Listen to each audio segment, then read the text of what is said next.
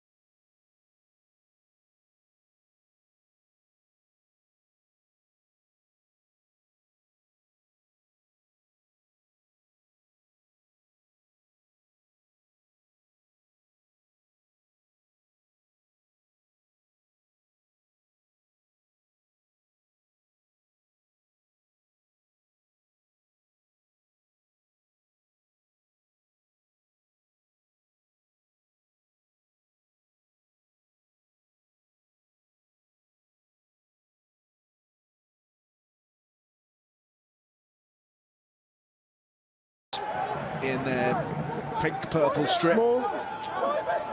Cerise. Cerise. I think that's accurate.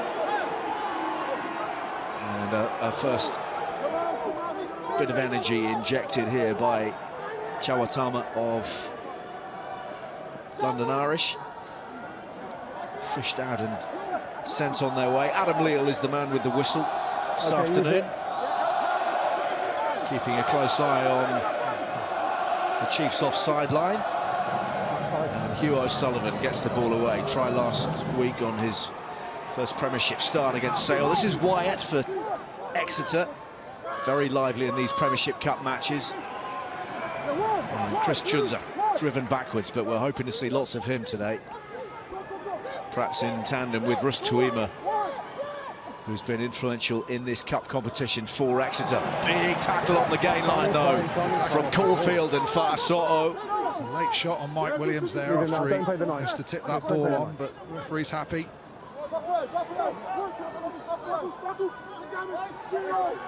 In goes Cairns.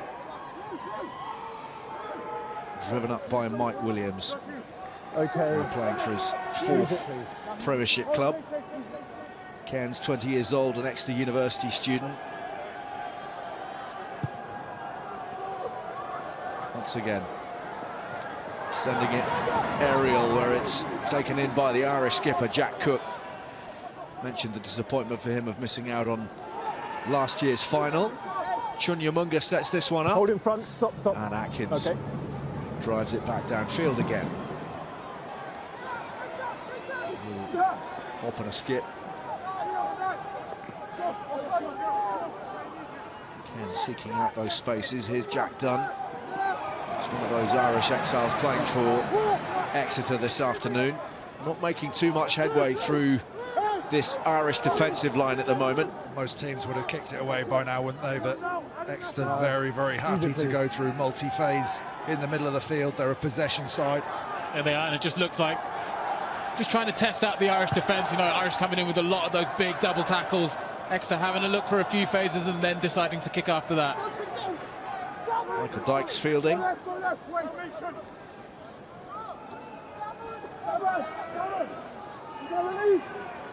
Chooser and Tuima teaming up defensively for the Chiefs.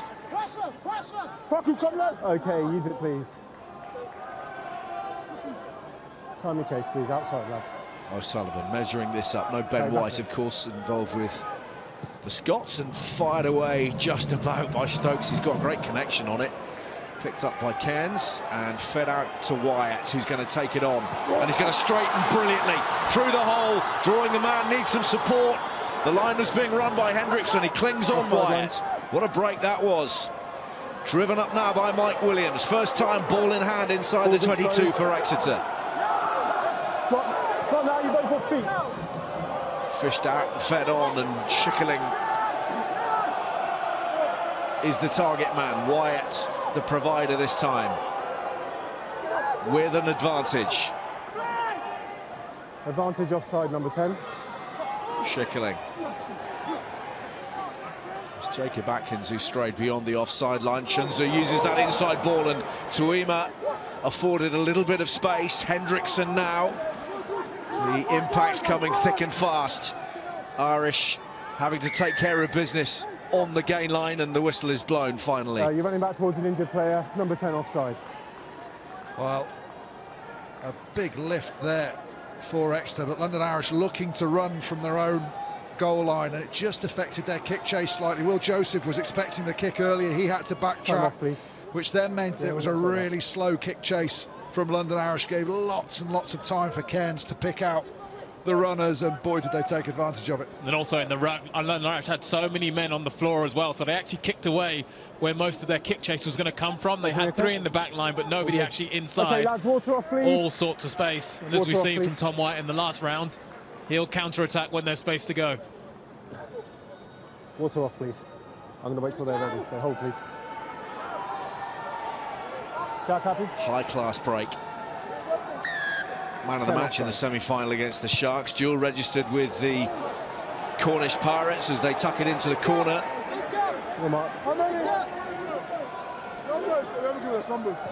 See how this line-out unfolds before we have another little look at the Tom Wyatt break. Exeter sensing a big opportunity here. Formerly Exeter's super strength, this area, wasn't it? That's not straight, but it's been given. Maybe the jumper jumping across the line a little bit. Shins are gathered. It's with the captain, Jack Inard. Breaks away, tries to wriggle his way underneath the challenge. 2 collapse. Another penalty. That's gone against Ignacio Ruiz for collapsing them all. I'm not sure how straight it was from Inard. They get away with it. Looks like they might go for a tap penalty here. Lads, arrive up. All eyes on Inard. Southworth for company. Oh, it's Tuima who gathers it. Inard, who's afforded just a little more space, hoping to find a soft shoulder somewhere. And now patiently into their phases from close range. He's the tackler, must let go, thank you.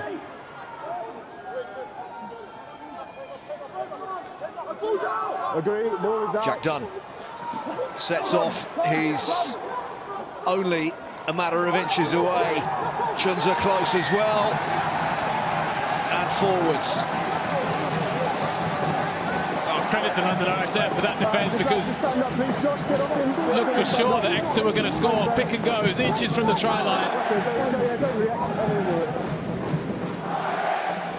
It's Chunza who spills the ball, isn't it? Stand up next I don't know what he was complaining about with the referee, but Exeter having to go hunting for that ball a lot. You know, it spills out the back, maybe just saying, did it go forward? I think it was the follow-up from Southworth, I think, wasn't it? Southworth looking to make the most of what ground Chunza had made, but Irish doing the necessary.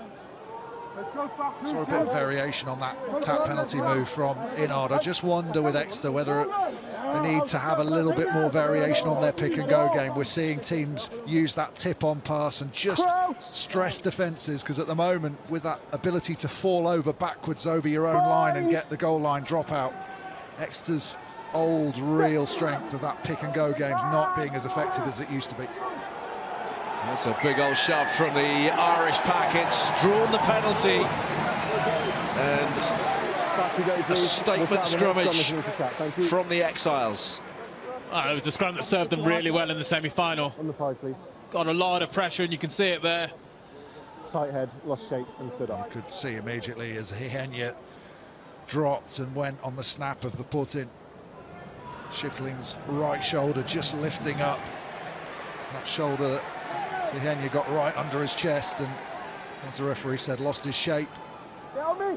Nice defensive set from London Irish. There's Ruiz, one part of the Argentinian pair up front in that front row for London Irish, alongside Hihenya.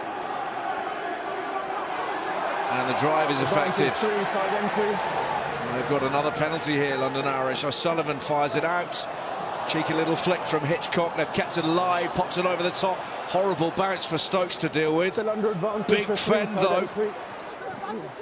And Stokes again, keen to keep the ball in hand. Atkins attacks the line. That's gone in behind Will Joseph, and it's all a little scattergun.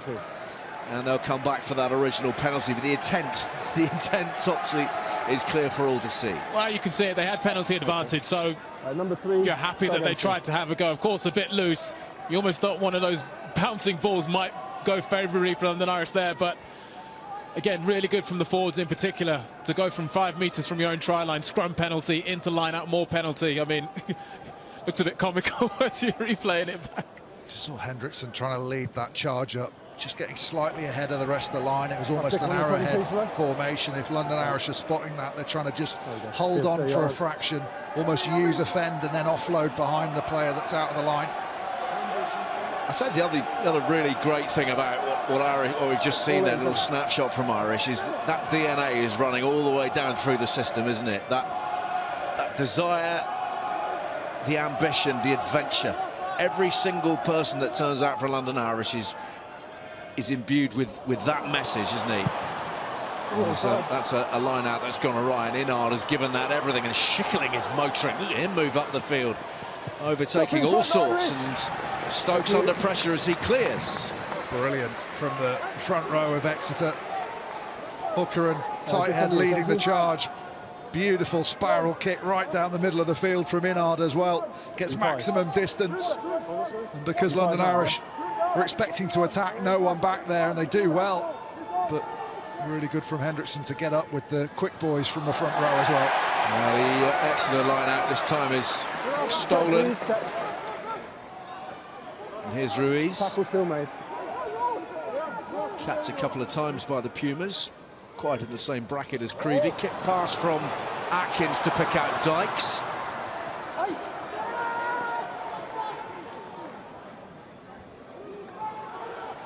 Fa'aso'o. Inside the half.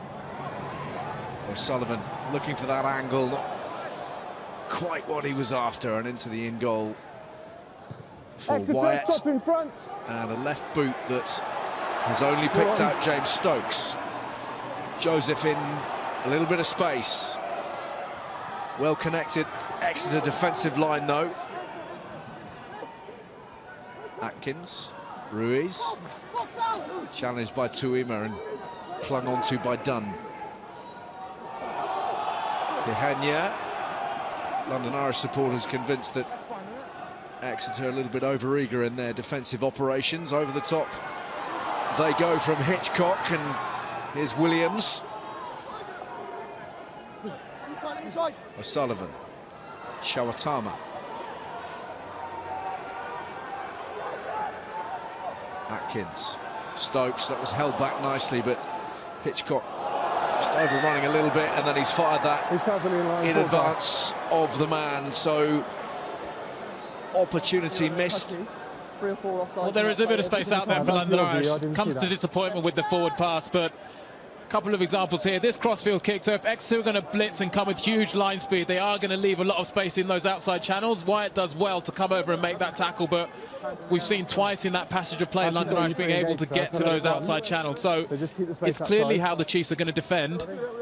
Irish will be aware that there is space there. They just need to be a little bit more accurate.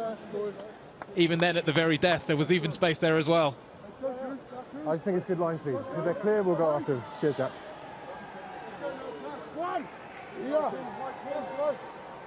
Tom Hitchcock, 23 years old, joined from Exeter University. He's been with Anthill this season in the Championship, as have a number of other players on display today. Been operating at Championship level. Bind. Big day in the sunshine this afternoon. Stop. Stand up. That's okay, just quickly. Don't pre-bind. Wait for the call. We all said about the stability. I'm not seeing too much of a weight transfer. Stay in the contest, don't stand up. Let's go. Don't pre-bind then. Chiefs ball this time around, but they'll be all too conscious of the big Irish effort at the last scrummage.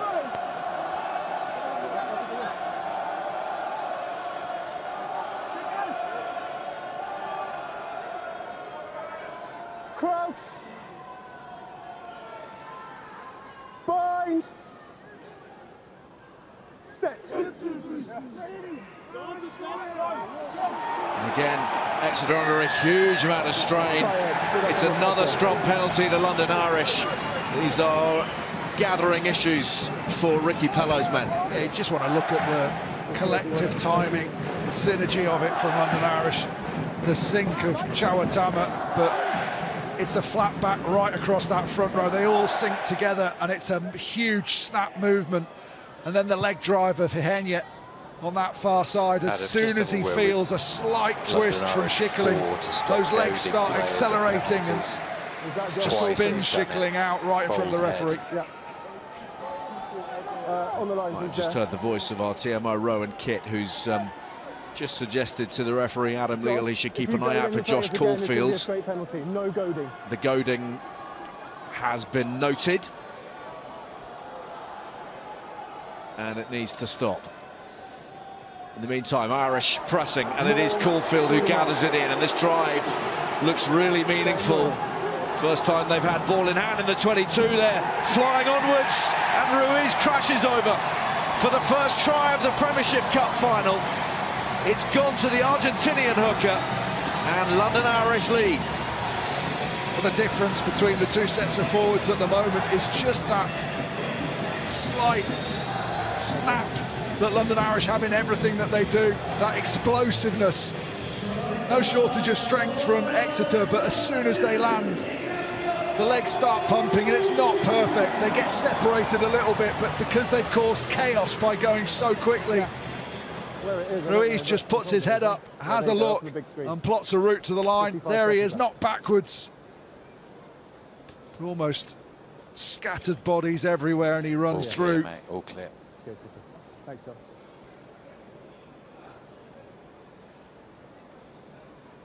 Needless to say, lads, we just got that so much of that damage done by the scrum, allowing for the field position, allowing for the drive, and allowing for Jacob Atkins to try to add the 2 from 5 metres in.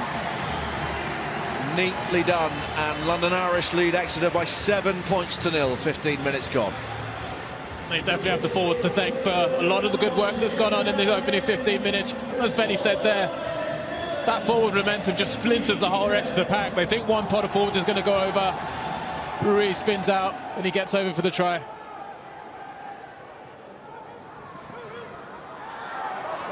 Hitchcock.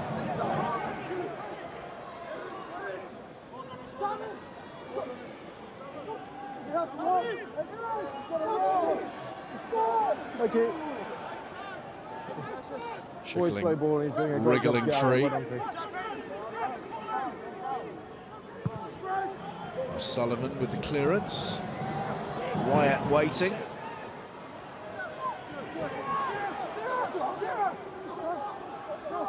Advantage, 7 Dummy offside. from Cairns, the offside line breached by Josh Basham of London Irish.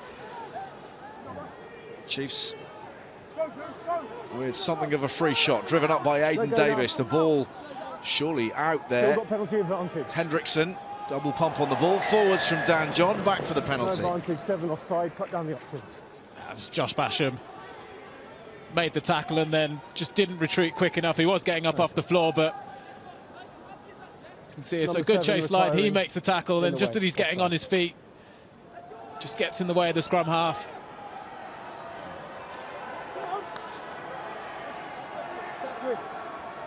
It's just one of those unfortunate instances, isn't he? He does slow down the play. He's trying to do the right thing. Just crossed path. Players trying to do the right thing in difficult circumstances. I can't think what that reminds me of. Open up, open up. They're just calling the numbers. Extraordinary goings-on in Dublin yesterday. Here, though, the Irish under some pressure. Chiefs in possession, inside the 22. Not clean ball from Chris Chunza, tidied by Jack Inard. No, that's still in, thank you. Fired away by Southworth to Schickling. Cairns for Dunn.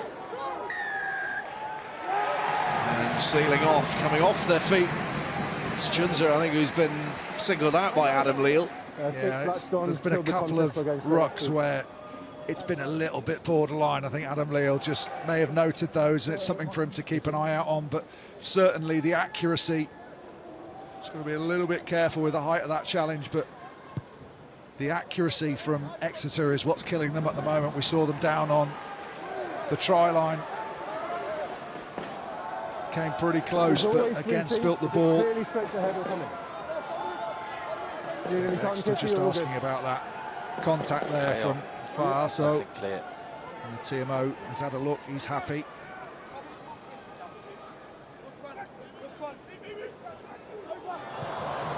Right over the top this time from Ruiz, and Aidan Davis warming to his theme, battering O'Sullivan out of the way. Here's Mike Williams. Stopped by Basham, sets it up. Cairns for Hendrickson. Good work in tight contact area there from the inside centre. Wyatt.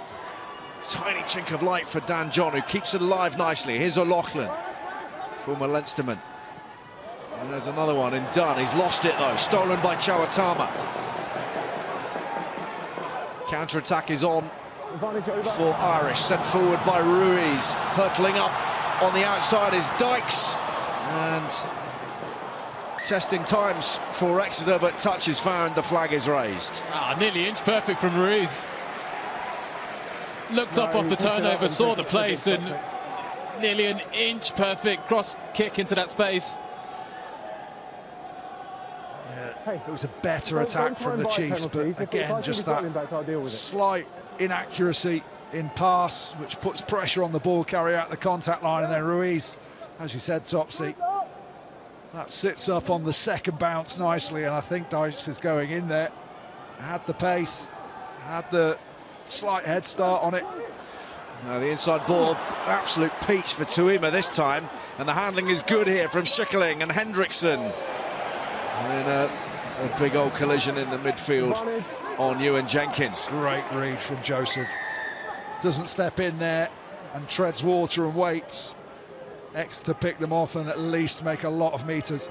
He's done brilliantly well to shut down the attack, but fortunately then gives away the penalty for not rolling away. But like you say, on the counter-attack there, bided his time, waited. Good decision to stop that attack in its momentum. Jenkins put his head to his hands there for a moment, because I think he thought he'd not quite given it enough. Seeing quite a lot of this recently, aren't we, Ben? The long ball over the top from the line out, just to free up that space in the midfield straight up. Nice thing about that is the tip back on the inside. The people, the tail gunners at the back of the line out will race because they'll panic and get there. But the other players involved in the line out will always be a little bit slower. So that's why there's that gap back on the inside. Jenkins to Wyatt. Oh, sorry, mate. In the end, dealt with by Joseph. Once again, they're in the 22. And Tuima, he's had the ball robbed. And Basham charging away, brought down by Dan John, but the possession's still live. Munga in support, and now Stokes.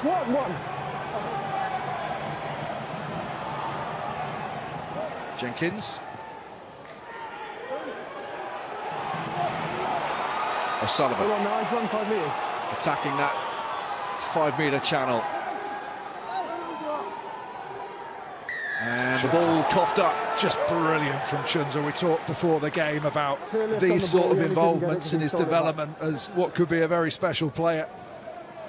We know what he can do with ball in hand, but he reads this perfectly. There's the little steal from Basham. Good acceleration away from it. Can't quite get away from the last man, but they keep it alive. And then nice ball from Atkins as well to allow time for the kick. Hold in front of the Irish. Hold. Williams has given that as much as he can. Jenkins to Wyatt, looking to employ that left foot. And he sliced that a little bit, hence the jeers. It's a shame, because like I say, the good work by Chunza to create the position, they missed touch. Then the slice kick by Wyatt as well, so they've given up all that potential for field position. The Chiefs will need more of that. They need Chunza to be busier in and around there, Tuima to get them over the gain line as well. Chunya Munga with line-out ball, Ruiz whipping it round the corner, and Williams attacking the midfield. No, he's out of the way, no. Fasoto, driven back by Tuima. Kehenya. Caulfield in support. O'Sullivan put some width on it. Stokes is held. The Chiefs working really hard over the ball, and they've won possession thanks to Mike Williams. Yeah, this was a case of a move that had the potential to be really good, but they went through the motions. No decoy runner really takes anyone out. There's plenty of options that the Chiefs have to watch, but none of them are a realistic threat with the ball, which means they can just drift off, and you never create that space for a half break through the middle. As a result, they keep going wide. Chiefs have still got all their players on their feet, and London Irish are a little bit short and slow in getting to the breakdown. Chiefs also winning a lot of collisions in that sequence as well. Some good tackling, getting him to deck very, very quickly. Inard to Chunza. Davis back to Inard, and here's Hendrickson. Ever willing in that midfield. looking to take his chance on a big day out. It's Davis who sets it up again. Tuima is there. Quick ruck ball for Cairns and Jenkins. Wyatt still on his feet. Great leg drive. And a penalty with Ruiz trapped. Not rolling away. Dunn flips it onto Tuima. Took man and ball. Yeah, he did get trapped in, Ruiz, but he had an extra little nibble at it on the floor before he got trapped in. Just tried to slow the ball down and ended up compromising himself, giving away the penalty. And as we said right at the beginning of the game, this is where Chiefs like to be. Yeah. See, he's okay there, but he gets dragged over and just hangs in there and puts those legs up. Good go. So once again, Exeter looking to make hay from this familiar position. Davis. Cairns for the South African open side. Cairns again, quick hands from Hendrickson, Wyatt, and some work being done by Sean O'Brien there, muscular stuff. Inard driving and scoring. Right, Kitty, in the play before, just make sure that over the line he goes, the skipper. No stranger to the whitewash in cup finals. Jack Inard has driven Exeter back into this game. On the pass from Hendrickson in mid-flight, as he looks like he's going to have to take it up himself, just gives Exeter that push slightly closer to the line and gives Cairns the opportunity to take things on. Just look at this pass in the air, holds that two defenders, Joseph and Atkins, really well. That means it's a soft tackle from Atkins because he's late off, and then it's Inard just looking at the ground with that little show and go, one-on-one. But without those extra meters, I don't think Inard has a one-on-one there. I think there's more bodies in position. It's a brilliant score, isn't it? I'd say the skill to do that in the air. Yeah, no problem. You almost take out 3 defenders while you do that. You invite another 2 into that contact situation, creates prick ball in the next phase. Been a really good response by the Chiefs. And the conversion good from Jenkins. So we are all square in Brentford, 7 points each. 27 minutes gone, and Jack Inard, yet again, a try scorer in a cup final for Exeter. 2 in what was the Anglo-Welsh Cup back in 2018 in the final. Leading from the front today. Winger here is on. Ewan Jenkins. Taken by Basham. Tackle made by Inard.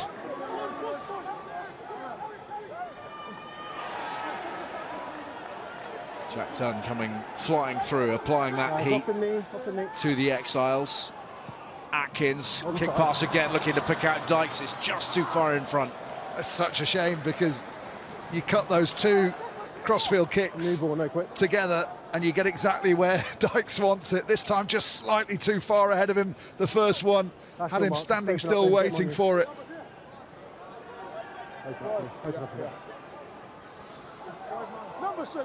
Looks like it's going to be perfect, but just drops slightly too quickly for him to run on at full tilt. Yeah, the outside defender in Exeter, whether it's the winger or someone else, they are flying in at 100 miles an hour. Once again over the top, and once again it's to Hendrickson, but it's forwards on impact.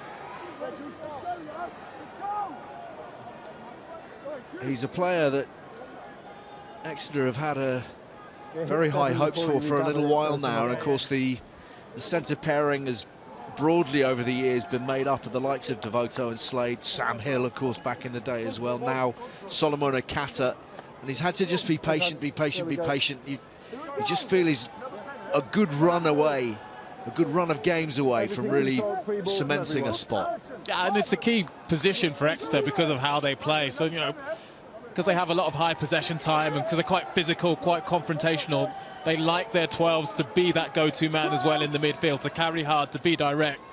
So it's very attritional, but it's very specific in the role. You mentioned Kata doing it really well for the first team at the minute.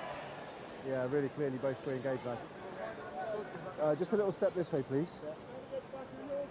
It's the add-on being once they've softened the team up as well in the midfield, then they can start to play, then they can start to go out the back. There we go.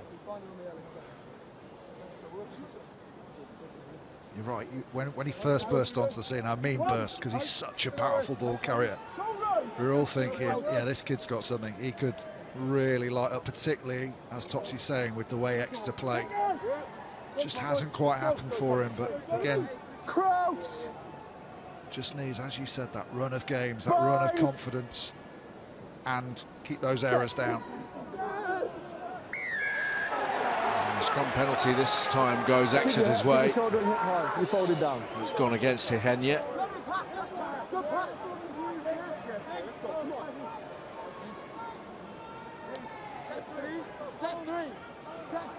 Number 1, Hinge.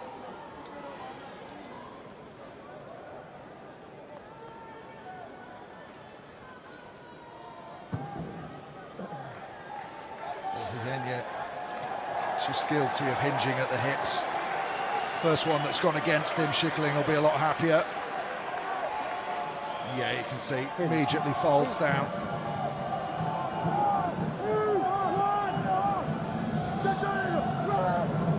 That's a really fine kick from Jenkins to put the Chiefs in this position, but once again, they've given up possession and Ruiz has thumped it away. Wyatt now for Exeter. He's outside the 22, lads. Yeah, good work, keep retiring. Nice. Stokes. Wyatt on the chase, he's beaten him well and taking on the challenge of Davis as well, almost up to halfway. Atkins for Fa'aso'o. Atkins again, change of plan, this time trying to drive it over the head of Tom Wyatt. Boys inside. Keeps it in field. Atkins is waiting. Instructions from O'Sullivan. Fa'aso'o on the charge. Ooh, that's a big shot. Falling player, but Fa'aso'o's all right. Mike Williams with the tackle. O'Sullivan's been caught on halfway here and he's been wrapped up by Aidan Davis. Stokes tried to get that ball away, Jack Conan style. Not happening this time. I'm not so sure that was a knock-on. Here, no. I mean, I'm sure we'll have a look in the replay, but on first glance, it looked like Stokes trying to get the pass away, and actually was Cairns that knocked it back. That's what Cook was asking, wasn't it, the referee? So you have to assume. Are you looking at that high shot in the middle? If there's a clear high tackle, he'll be looked at, okay? We've got a player down. Now he's just asking. Play. Yeah, Okay. this could be bad, actually. Fa'aso'o falls and ends up very low, but it looked like a big collision with the head. Tackle, it's a double tackle with the 8 black falling. He's always upright, isn't he? It's Southworth who's upright. Mike Williams does his job. Okay, so Kitty, we need to determine point of contact here. I'll get that for you now.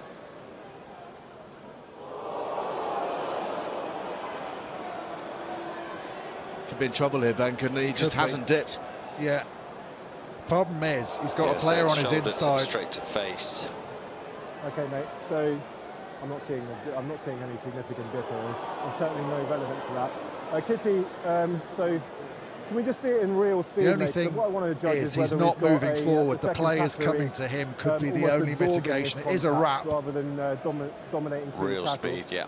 That's what they're just looking at now, whether it's a dominant tackle or whether it's the actions of the number 8 carrying that creates the big collision. I don't see that as a significant dip at all. Yeah. So it's whether he's absorbing the tackle and setting backwards. What do you see that? It's always upright. Yeah, it's definitely foul play. How he's absorbing the contact, isn't he? So you happy he's absorbing the contact as well? Yeah. Okay. Okay, Kitty, we're ready to have a conversation then. Yeah. Okay, so just to go through the process, do we have head contact? Yes, it's direct head contact. Is it foul play? Yes, because the tackle is clearly upright. In terms of level of danger, he's hit him direct in the head. But what we've got is I don't see any fall as a mitigation, but he's absorbing in a tackle, so he's stepping backwards. So I don't see it as a dominant tackle, so that takes us from red to yellow. Everyone happy with that? Agree, and he's falling down the number 8 a little bit. Well, that was very clearly explained by Adam Leal. He went through step by step. Can I just have the mark? In a way, he's absorbing in the tackle. So Jakob Piper did not so much yesterday for the very critical call on Freddie Stewart. Danny Southworth sees yellow, and that seems like the right outcome then. The difference between this and the Stewart one, just check him on the mark and I'm not saying that Stewart had, was deliberately trying to make a tackle. I think he was trying to get out of the way. There was a wrap there, so you can look at mitigation. It's a bad timing of the tackle, so he's too high, he's upright. I think that the key there is he hasn't gone forward to make the tackle. The players come into him, which, as we saw yesterday with Stewart, if the player's motoring into you, it's very difficult to avoid making contact. 10 metres, please. So I think the referee's got this one spot on. Yeah, it's the absorption, isn't it? Well, yeah, that's the mitigation. Yeah, that was the key wording. If he's stepping forwards and really throwing his shoulder into it is one thing, but if you're stepping back, you're absorbing it, and that player is being tackled in the same process, that's where it does become a bit grayer, and where the mitigation might come in. So I guess what we're after is consistency, aren't we? You have the decision we had yesterday, you've got a different one today, we might have a different one next week as well. On a topical point, if he realises halfway through it he gets it wrong and tries to pull out of that tackle, he probably ends up with a red card there, because there wouldn't have been a wrap of the arms, it would have been a shoulder to the head, turning side on. Well, it's a conversation that is very live, isn't it? It's very live at the moment. But whatever, Chiefs are down to 14. And Irish are generating a little bit of momentum through Hitchcock. And now through Shawatama.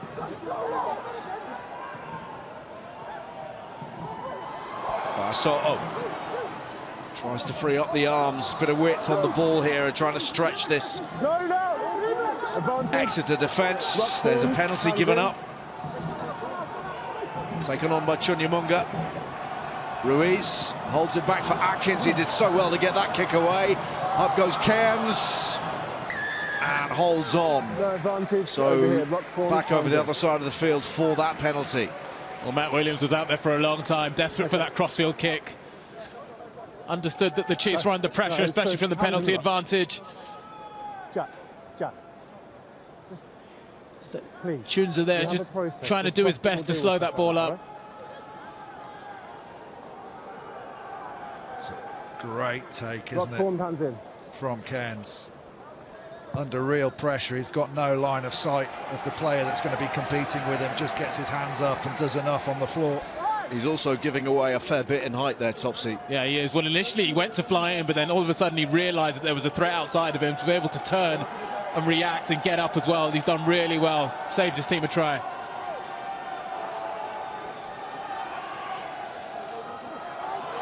Irish pressing hard. Ruiz steering this and driving them beyond the line and over for the score. 2 for the hooker. The Exiles back in front. And the Irish flags once more brandished. Oh, they're learning a valuable lesson down in this corner. The Exeter Chiefs line out defence. Do not let London Irish settle as they land. You've got to hit them and knock them off their guard immediately, because as soon as they land, they go quickly. Don't let the Chiefs settle into any sort of defence. That's a really smartly worked try. The guys at the front finding the weakness, rolling it round, and then straightening back the other way as Exeter put in a last-ditch attempt to stop it. It's a really well-worked try from the home team. Looks all clear to me, mate. Taking full advantage of the extra man as well. So you've got the penalty, you go for it, you get another penalty advantage, come back, execute and get over the line. Ruiz has a double.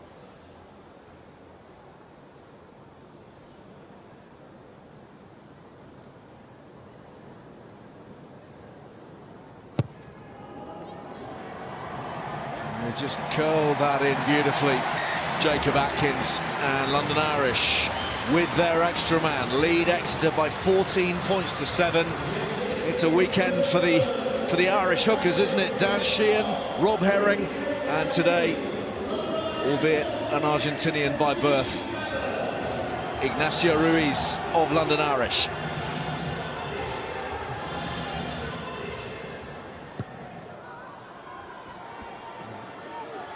Clinical stuff from London Irish, twice inside the Chiefs 22.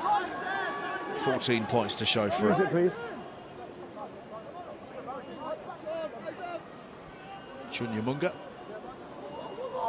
Use it, please. No, it's not out. You've had it, though. You need to go now. O'Sullivan.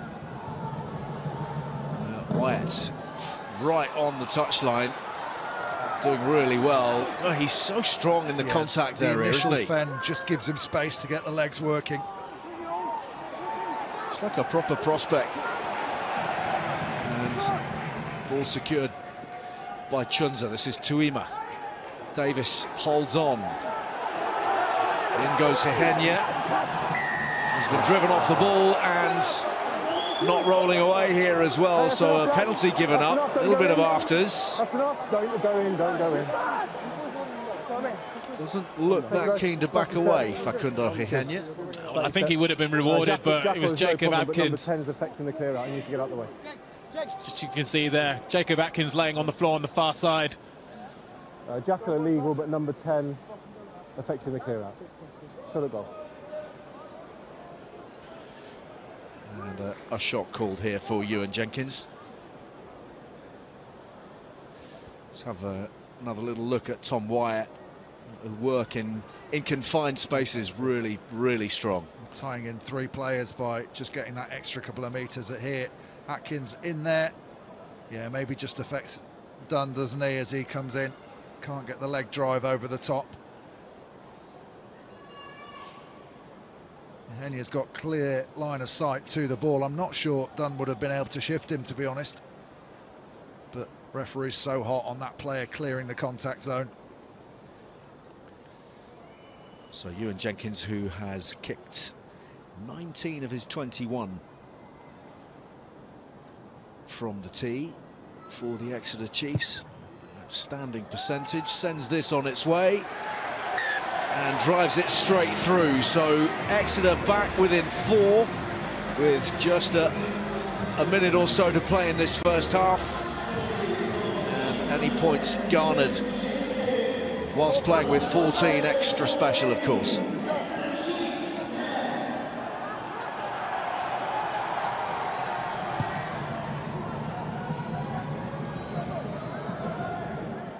Here's Jenkins trying to shake off the attentions of Cook. Davis, who seems to be growing in his presence this afternoon, the Chiefs open side. Thanks, lads. OK, use it, please. Don't collapse, everyone.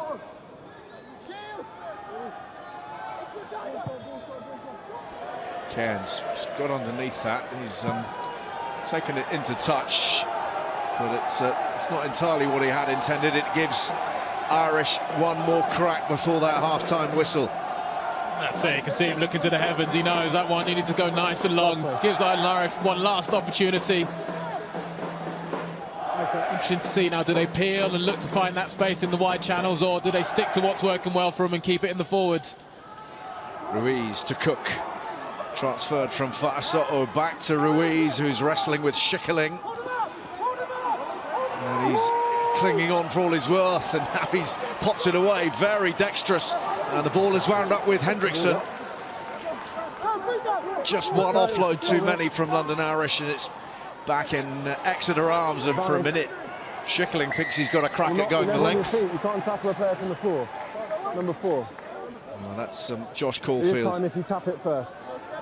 who was doing his best to make the tackle whilst lying prone. So pumped into touch by Ewan Jenkins. and Exeter will bank that for the time being, playing as they had been with 14 men after the Danny Southworth yellow. The debate will continue as to the rights and wrongs of that decision. London Irish with 2 scores from their hooker, Ignacio Ruiz, to 1 from Exeter from Jack Inard. It's the Exiles who lead by 14 points to 10 at the break.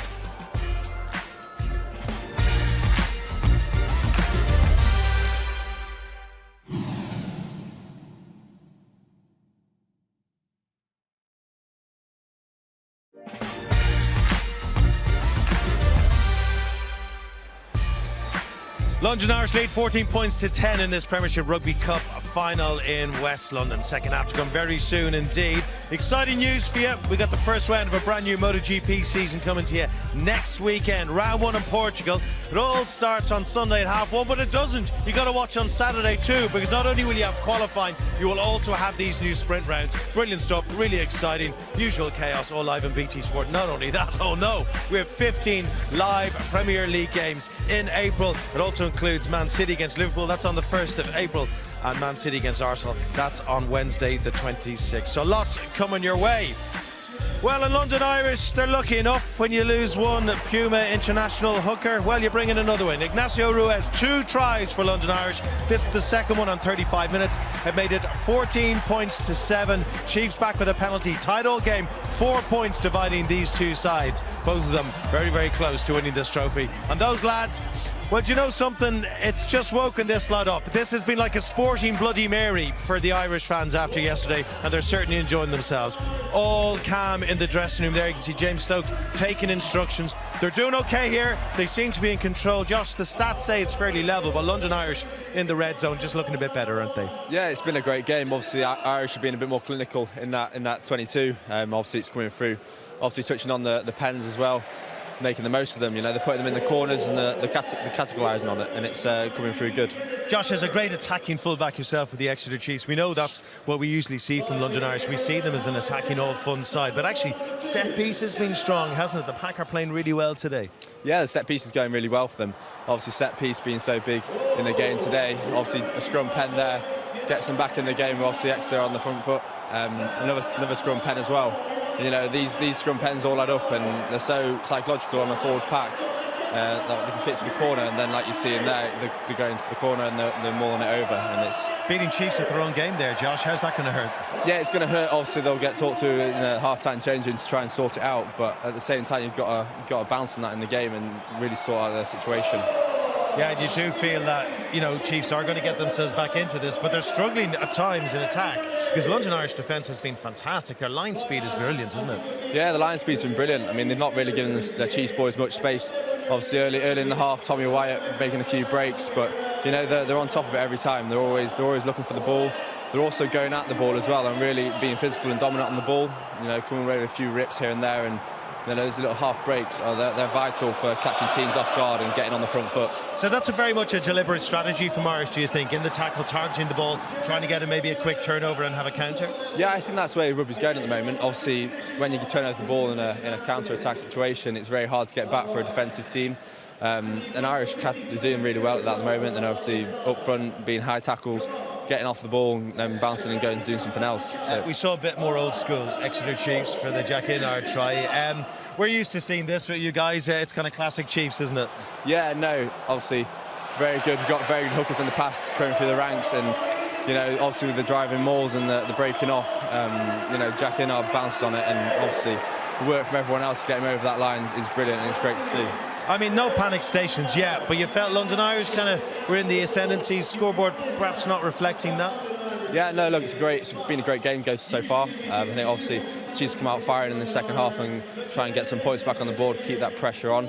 Obviously Irish are going to throw the ball around and play in all sorts of spaces on the pitch with their kicks and everything, so it's a really exciting half. Do you think Irish are going to open it up a wee bit more? Yeah, I think they're going to play the game that they've always played. Obviously attacking rugby is their go-to, and I've just seen in the first half there few kicks they've put in, and yeah, no, it's been brilliant to watch. So you're saying more tries. I love that, but all the lovely people at home watching you, Josh, are saying that's great news because they want to see tries on this Sunday afternoon. Currently, though, tight all game. London Irish leading 14 points to 10 in this Premiership Rugby Cup final. Both sides hoping to get their hands on the first piece of silverware of this season. Crowd are lively. We'll see you after this short break.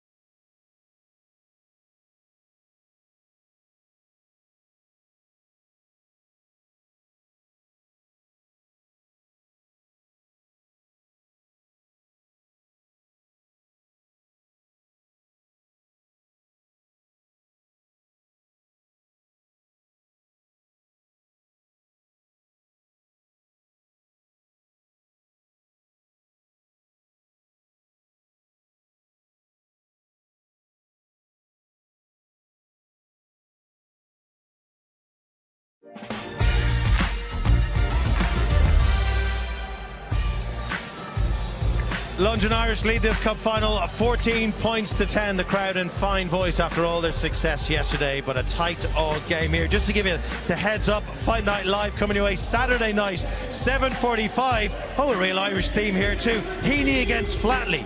Hey, wouldn't it be cool if that was Michael Flatley, like river dancing the head off someone in a boxing ring? I'd watch that. It's not that though, but it is on BT Sport 1 at 7:45 next Saturday. Let's get back to the commentary, shall we? Topsy, Ben and Ali Eakin, all yours. Big Michael Flatley fan, aren't you? Massive, mate. Legend of his time.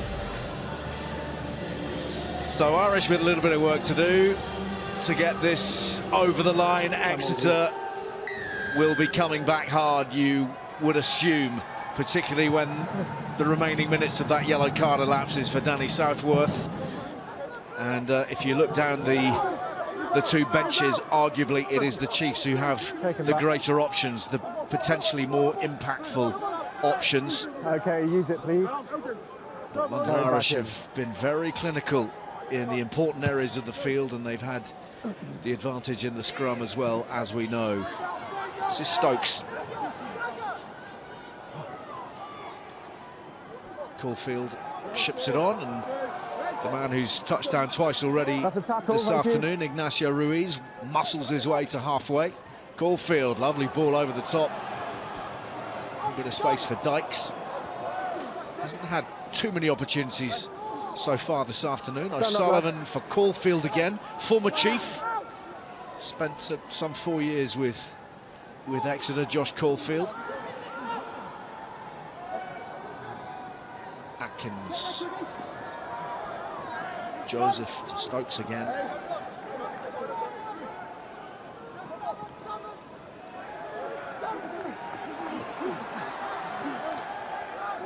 No, still in. And use it, please. You've had it, let's go.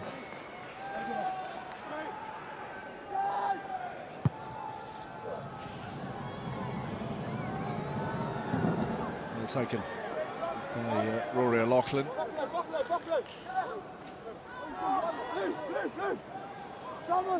Chunza.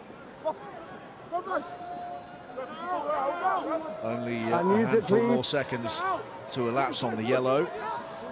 Mike Williams in the meantime over the 10-metre line. Trapped in at the moment. Yeah, it's there. No one's touching it.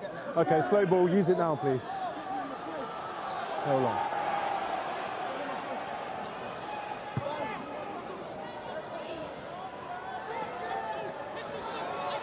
Taken in the backfield, and O'Sullivan taking care of the business.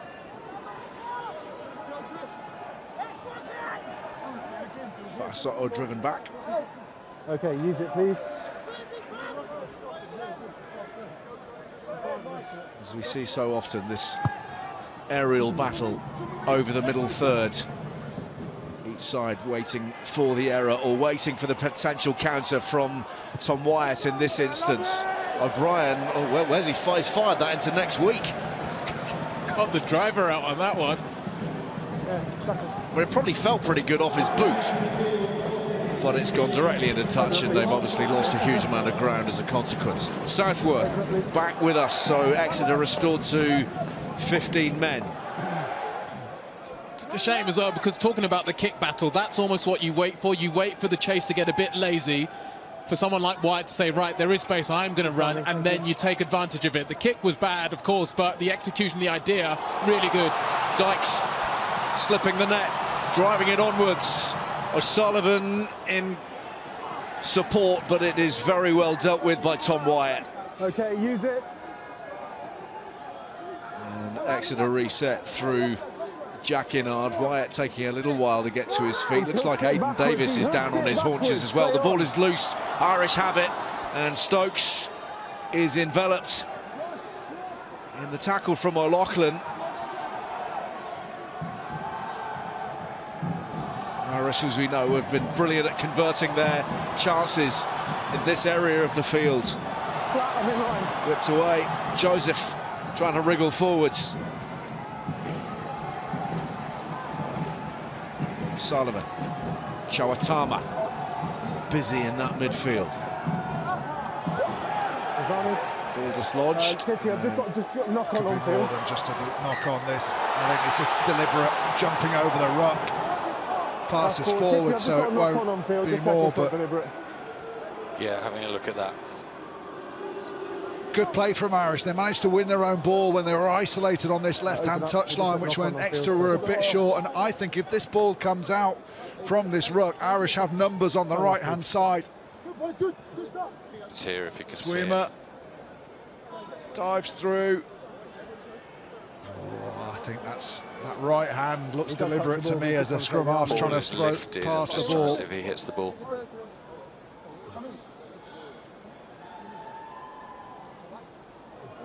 It's a slapping motion, isn't it? Cheers, lads. Water off. At the moment, it's a scrum. If it's a clear, deliberate knock-on, we'll deal with it. But Is it a penalty, sir?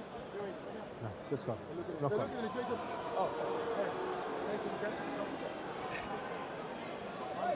Lads, There's no question O'Sullivan is there to be played. He's definitely lifted it off the deck, isn't he? But it's He hits not the ball with his right hand here, Tuima. He should be able to tell us here.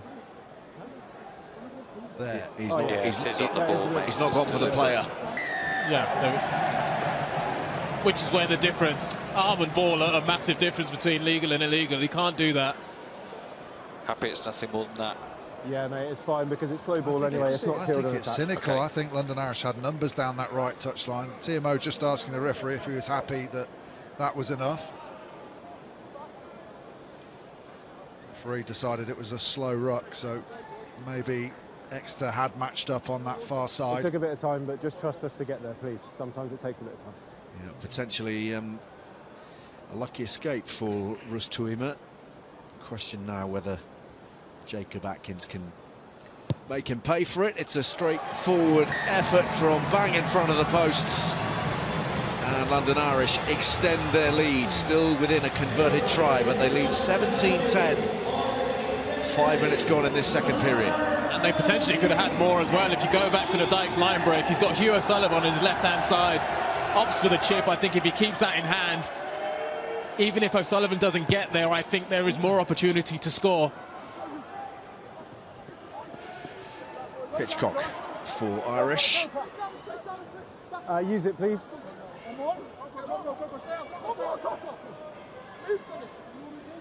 Go. What was it? Wyatt.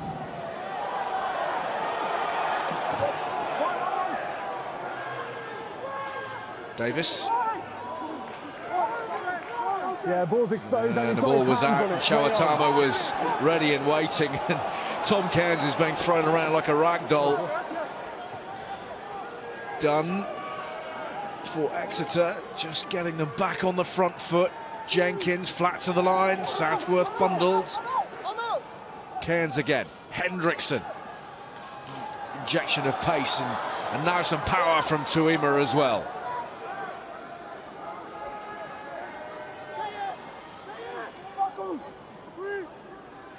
Cairns back to that shorter side, trying to suck in the defenders, threads that grubber through. It's not quite made touch. Stokes has it. And Stokes is full of adventure. O'Sullivan less so.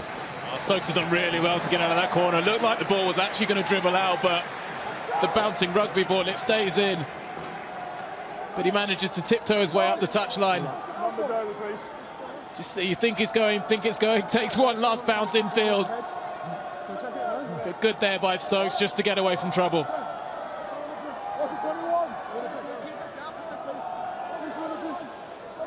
James Stokes will try in the win here against the Sharks last week. He's been invaluable for them in a number of different positions. Jack Dunn pops it on its way, and Hendrickson combines with O'Brien. Flat ball for Southworth. Inard, the provider. Cairns flattened.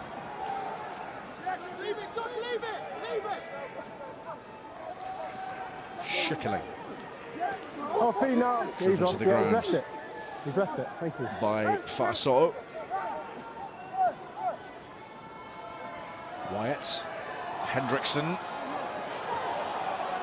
Doing really well beyond the tackle again.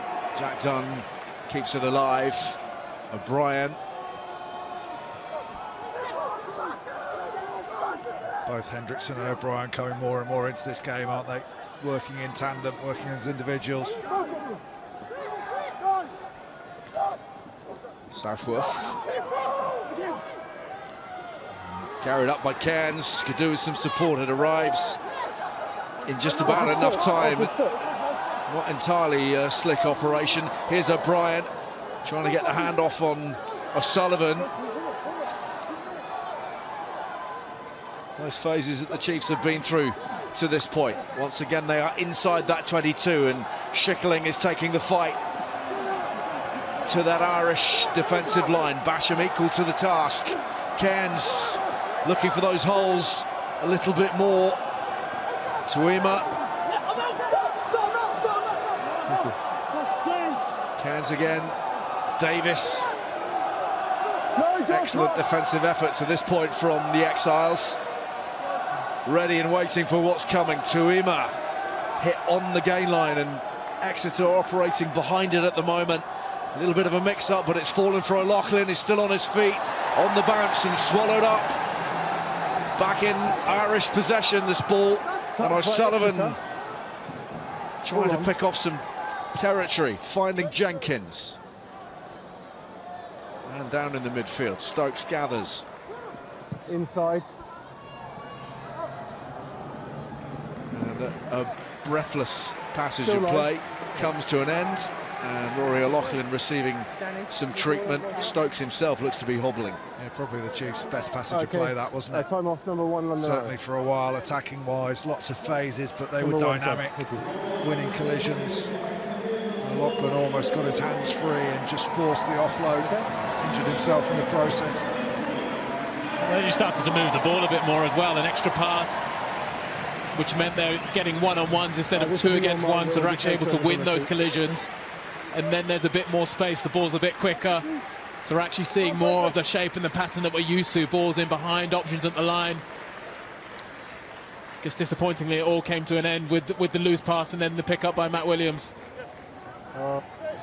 Tarek Kafar is with us. He's come on at loosehead for Facundo Hihenya.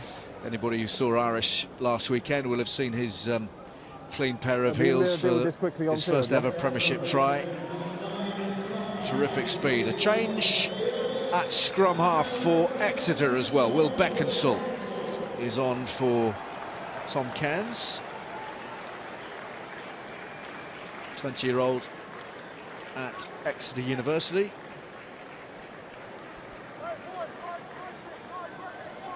So don't forget, the Premiership is back next week, round 21. We're starting at Kingston Park for a battle between Newcastle now, shorn of the services of Dave Woolder, of course, up against Gloucester from 7. And a double-header on Saturday, Saracens Quins from Spurs at 2:30, London Irish Saints 5:15, and then Sunday it's Bath against Exeter, followed by rugby tonight.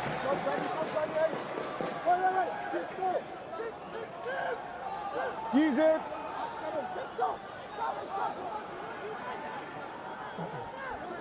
Okay, use it, please.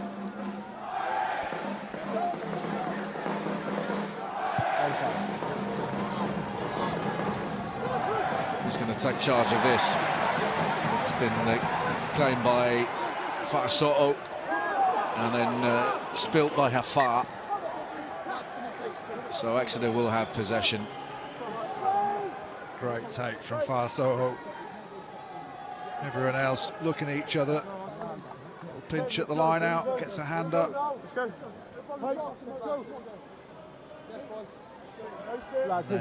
Kick drops a little bit shorter for the Chiefs. All those players running back to it, expecting the back three to come forward and take it, but the ball hadn't gone far enough.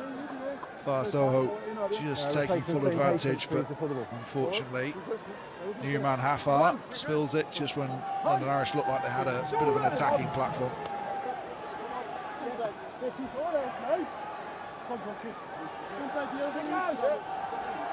Exiles have Juan Martin Gonzalez warming up on the touchline, ready to come on for Fa'aso'o.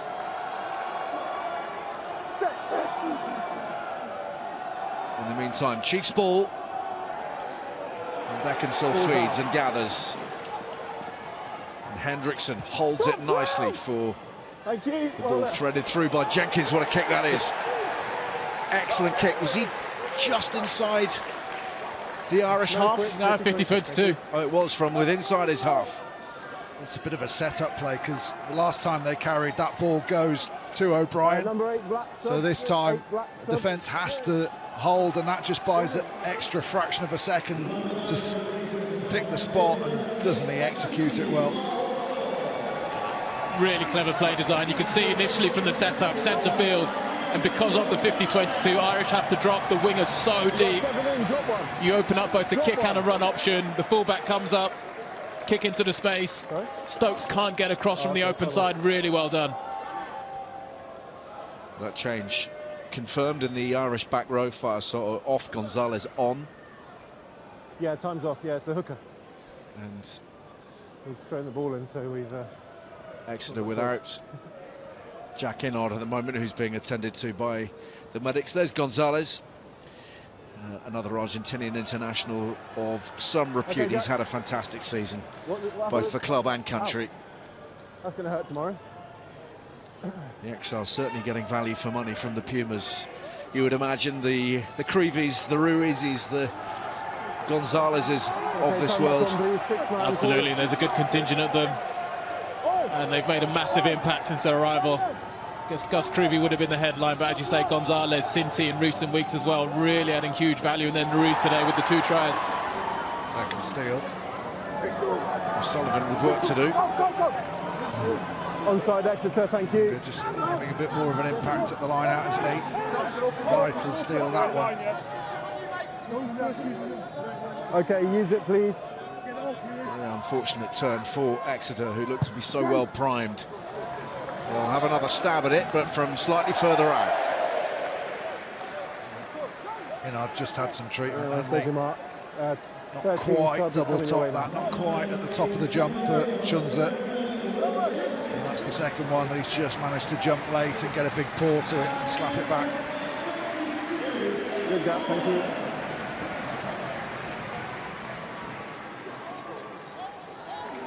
Maul through the mark.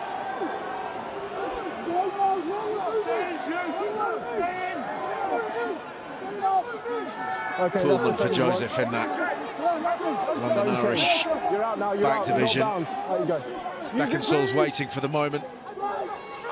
There it is, Hendrickson carries hard into Atkins, beyond Atkins. Beckinsale just held that for Rinnard, who was scuttling onwards.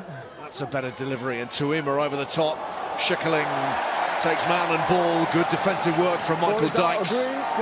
Beckinsale held and driven into touch in no uncertain terms. London Irish delighted with that defensive effort, and one or two of their players whipping up the crowd in that section. I think he was already in touch before the ball was stripped, so London Irish ball.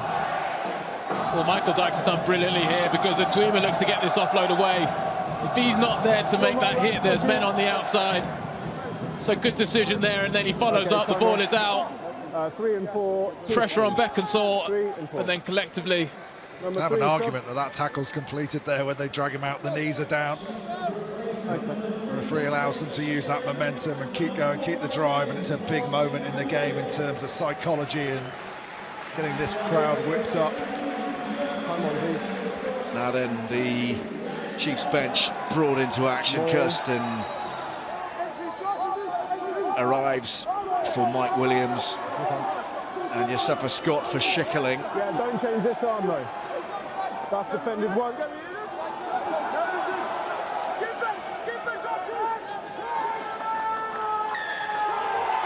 Chiefs ball. Swing the momentum back, really good from the Chiefs. London Irish just get disconnected at the maul. The guys at the front don't realise that the Chiefs have got a hand on the ball at the back. Scrum, George, your side. They accelerate away, thinking that they found a gap through, and Exeter just jam up the maul and get the turnover at the scrum. Okay. Yeah, sometimes it's hard for them to know the ball's gone. Time off, pop down. Just feel we're reaching the tipping point here, aren't we? Next score, absolutely critical. Yeah, it's key, isn't it? And despite Irish having 3 points in this second half, most of the action has been down here. It's been a lot of rear guard, expending a huge amount of energy, probably in an area of the pitch they don't want to be. Conversely, for Chiefs, this is exactly where they want to be. Repeat efforts. So this is a significant development. Hendrickson off. He's had a very bright game, carried hard. Found some space now and again, hasn't he? And Ollie Devoto is on his first competitive appearance for the Chiefs since New Year's Day, more than a year ago. Played against the Navy last month by way of tuning himself up. He's had a lot of problems, most notably with his hip. Very high-class player at his best. Back in the ranks, and that will please everybody of a Chiefs persuasion, not least Rob Baxter and Ali Heifer as they approach their run-in the league. And the big game, of course, they've got against Montpellier in the Champions Cup round of 16. This scrum, though, is a big, big problem for them. Huge from London Irish and their pack. And the faces tell the story. Grim determination etched on those exiles forwards. Yeah, and that'll be a real lift for them, the fact that a couple of substitutions has been made. This time, Chawatama on his side gets the drive, gets the celeb.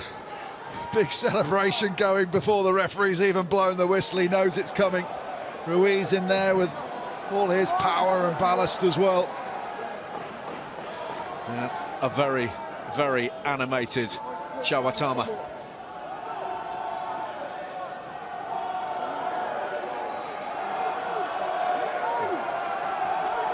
Significant moment, you feel, after all that Exeter pressure.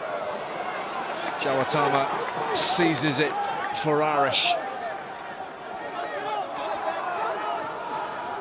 Caulfield's. And I think he's got in there and got the better of that, has he not? There it is, he's clung on to it. That's a hell of a ball for Ewan Jenkins to gather. She thought that went backwards because the ball never hit anyone else. It didn't hit the ball, and he managed to bat it back towards his team. It's a little bit unlucky there. Great turnover from Shunza. Carry from Caulfield, clear release, does he? Yeah, there, then goes back onto the ball, hands underneath. Here, does it actually go forward? I think that goes back. Yeah, backwards, kind of hits one hand, goes slightly forward, but he manages to knock it back with the other hand. So just keep the space open. Either way, not the ideal delivery. It's your responsibility to bind onto your props. From the bullet of a gun, 2 foot above his head. So they are on the back foot again, Exeter. Bind to set, please.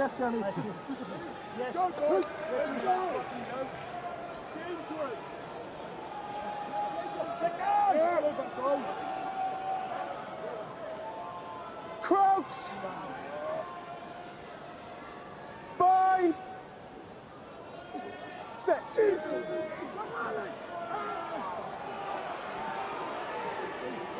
Okay, that's stationary. Use it, please. Stay on nines. No, don't go in that gap. Stay behind. Let's go. Sullivan. Into the midfield they go. Atkins sends it wide. Oh, Williams has spilt it. Counter-attack is on here for Exeter. They in turn cough it up. And a brace of knock-ons. Chiefs ball on the 10-metre line. Must have had too much space in front of him. Eyes up before he'd caught it, and you know straight away. I've got to say, Atkins is a lovely passer of the ball. I've been watching him all game. It's just so effortless. That delivery couldn't have been more perfect. I mean, yeah, bullseye right in the chest. See Matt Williams almost snatching at it rather than being quite relaxed with his hands. Probably thinking about what he was going to do next before he'd actually caught it and got up and running. But yeah, you're right about Atkins. Yeah, got a lovely range of passing. Another of those that's come through the London Irish Academy. As the Chiefs fans find their voice into the final quarter. Match firmly still in the balance. This is not a sufficient cushion for London Irish, you feel? Off, please. Lads, it's not just one or two people, it's all the front row. We must hold our space, okay? All the scrutiny on this Exeter packet at this point, given the first person needs to ask the heat they've been under, though it is their ball.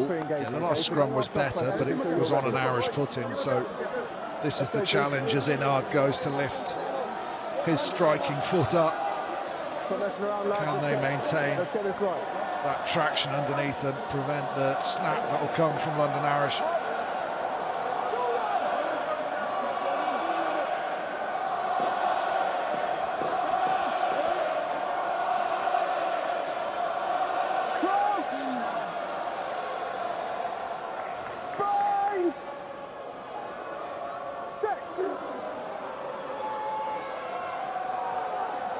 Looking like a much more solid platform, that one. Beckinsale fires it away. Jenkins. And then sent wide. Space here for Dan John. First time this afternoon he's been able to properly stretch his legs. Big collision on the 22. And looks very much as if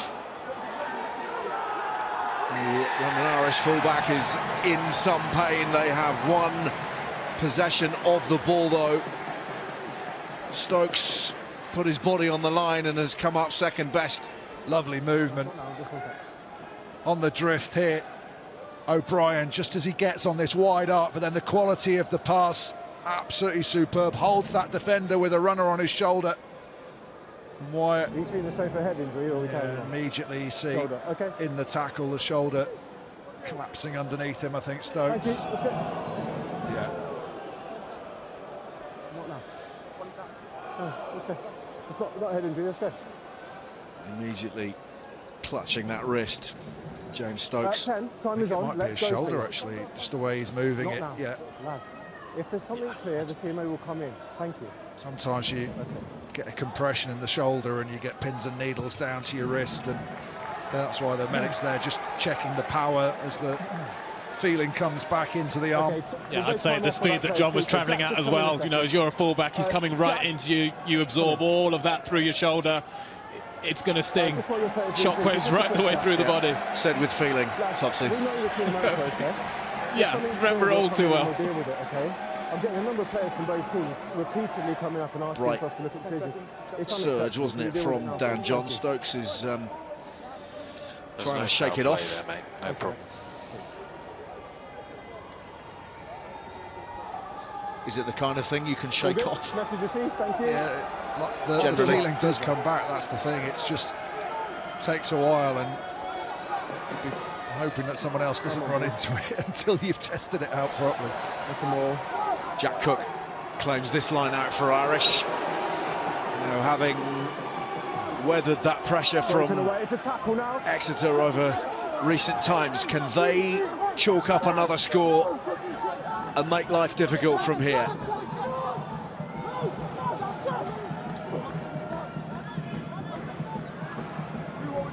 Yeah, he's using his foot. Okay, use it, please. Don't drag anyone in. Sullivan is going to the air from within the Exeter half, just questioning that backfield coverage, and Dan John calls for the mark, and then gives it some welly.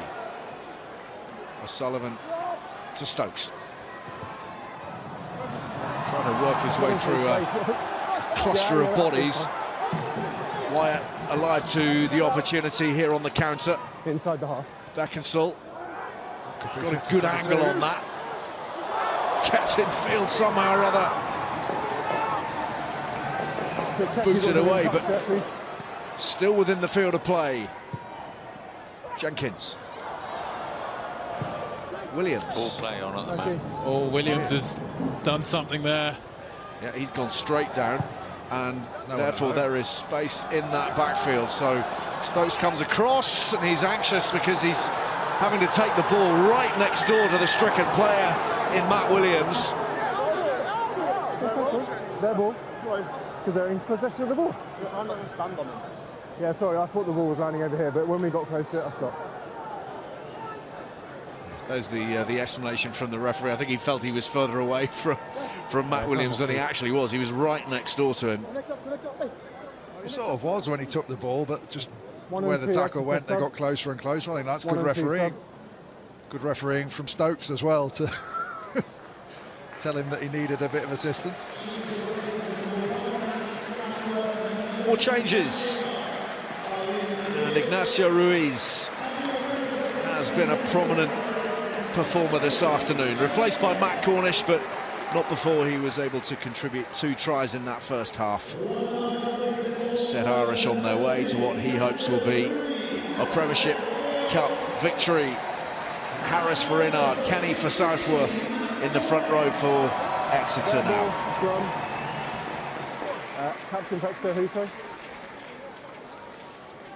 Matt Williams is being removed with the assistance of one of the medics. He's been replaced by Alex Harms.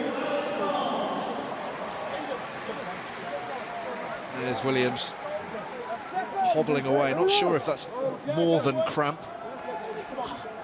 It didn't look great from the moment he kicked it. You know, he hit the deck straight away and looked in some serious pain. And I guess, given his injury history, you just hope it is maybe a bit of cramp, not played in a while. Engage. Over-eager from Exeter. Neither side really able to come up with the telling contribution in this little period, but it's there for the taking, it feels, this trophy. It really is. Either side could do that from this position. Okay, back in, lads. Stop in front, 20! Wyatt 20! sets off to chase his own kick. Stokes. Well fielded by John. Stokes limping, yeah, he's struggling, he's chugging back, and this is going to roll too far from Dan John.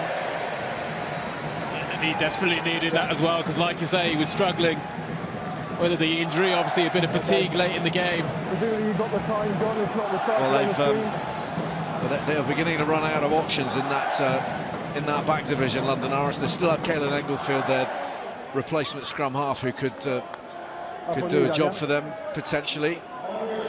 As we see another change in the front row, Kieran Parker on for Lovejoy Chawatama, who's had a big match, particularly in the tight, but he showed up really well in the loose. Yeah, he's been outstanding. A couple of the London Irish forwards have done a lot of unseen work, haven't they? And just the quality to keep Exeter at bay. We know that traditionally Exeter's forward pack want to get that domination. It just hasn't happened for them this afternoon as yet.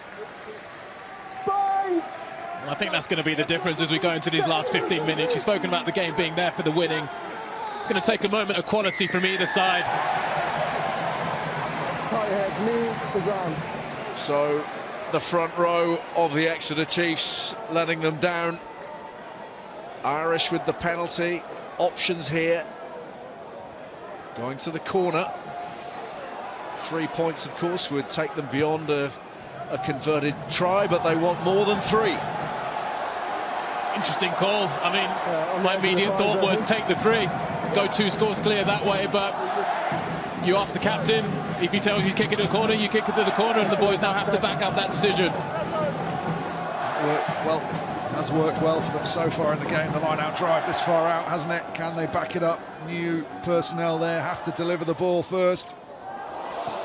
Chun's have got a hand on that, and for a minute it had been taken in by Chiefs. It's gone forward, so Irish are playing with a knock-on advantage here. Here's Caulfield running into something of a brick wall. Big tackle coming in from Devoto, but it's still London Irish ball as they look to thread it wide. Great option from Atkins, because it's only a knock-on advantage, so they're not. It's not like a penalty where you can keep going until there's a clear advantage. Eventually, the referee was going to get bored, so he tried to throw the miracle pass, knowing they'd come back to a scrum that has been functioning very well for them.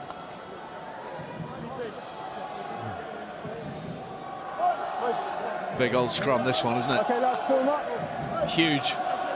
So didn't go for the three, the last penalty. Now you've got a scrum.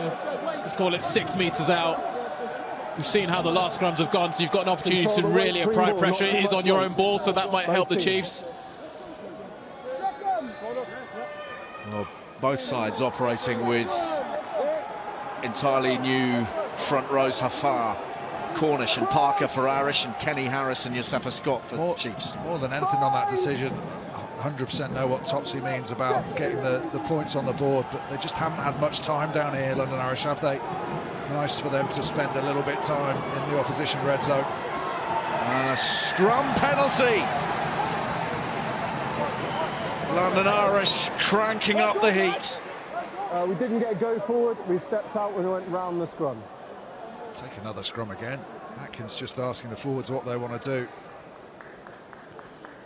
Should be a short conversation, shouldn't it, given what's happened in that area of the field today, but they've gone for the catch and drive instead.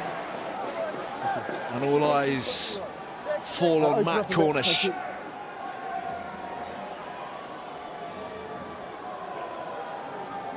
It'll also be interesting to see how the Chiefs defend this now. And they go up, and Dunn gets the steal, taken up by Chris Chunza. Absolutely critical competition in the air. Really, really important. Davis now for Exeter. Beckinsale beginning to organise. Thank you. Use it, please.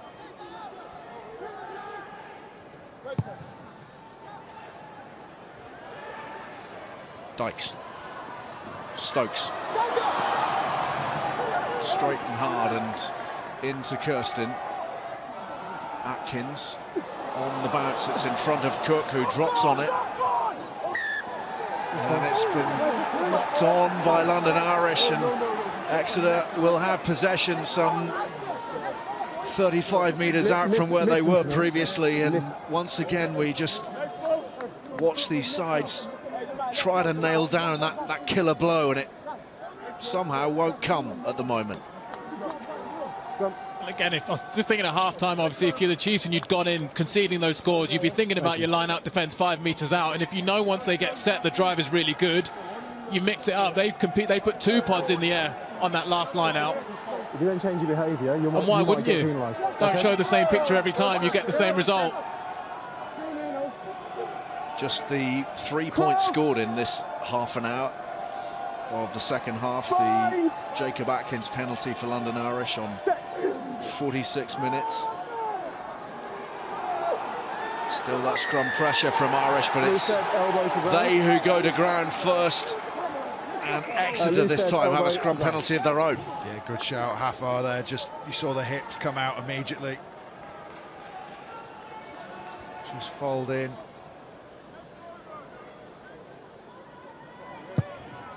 Jenkins takes Exeter just shy of the 22-metre line. And just watch the hips here. There, that left shoulder drops down, the hips come out, and he rolls underneath. And saw Yosefa Scott just keep driving over the top of him just to hammer the point home to the referee. The pendulum swings again. Here's Yestin Harris, not that one. The new hooker for Exeter, and it's Irish who pinched this line out.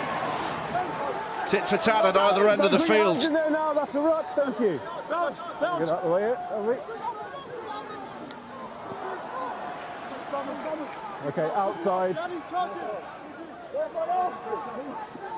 Thanks, lads. Let go of each other now. And use it, please. Carried back in. 6th time this afternoon that Exeter have had their line out burgled. London Irish trying to clear, have not managed that terribly well through Hugh O'Sullivan, and the Chiefs will have another crack. Number 10, Exeter. Really interesting out there, isn't it? Just as the pressure's starting to build as we get into these last 10 minutes, there'll be a lot of players out there who haven't experienced this before. The game is on the line. Irish are up, but one score and the Chiefs are back in it. So managing these last moments, and Chiefs go for their most experienced guy to come on and steer the ship. Yeah, bring on your double winning captain. Joe Simmons on the field for Exeter. Penalty advantage as well. Critical moments these.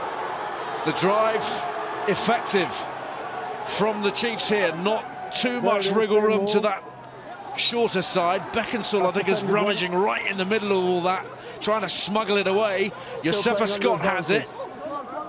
Irish scrapping for everything on the ground, but they had that penalty advantage, Exeter. And they will get a chance to wait till he's down, please. establish a proper platform through Simmons. Goes to the corner. They're going to have to win the line-out ball, though. We've seen Munga steal a couple. Irish will be desperate to exact some revenge for what happened at the other end of the field not 5 minutes ago. Don't hold him up too long. I'll make sure they don't hit you in the air.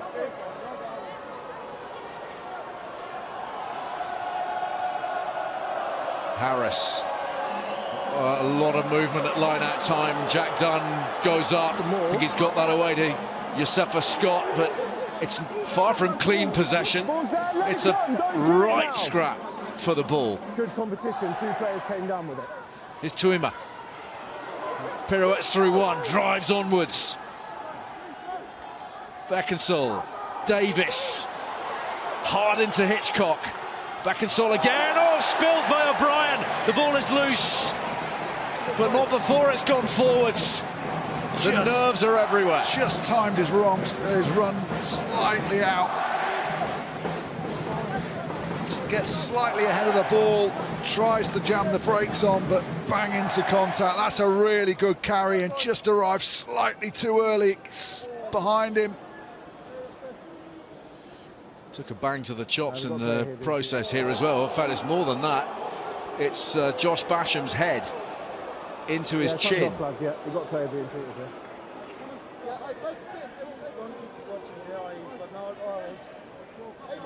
Just slow it down for me. Yeah, no worries. Just waiting. And the TMO, Rowan Kitt, wants to have another look at this.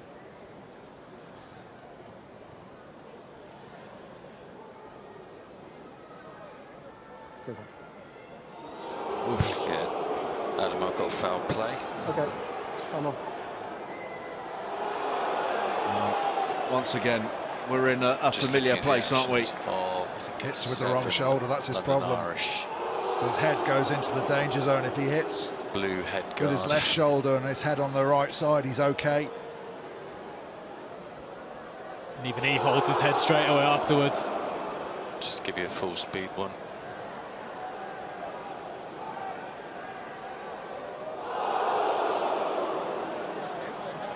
Once again, I'm not sure there's a huge amount of mitigation here. That is a very proactive motion, isn't it? Moving forwards into the tackle. Not a significant dip. This is direct head contact. It's not looking great.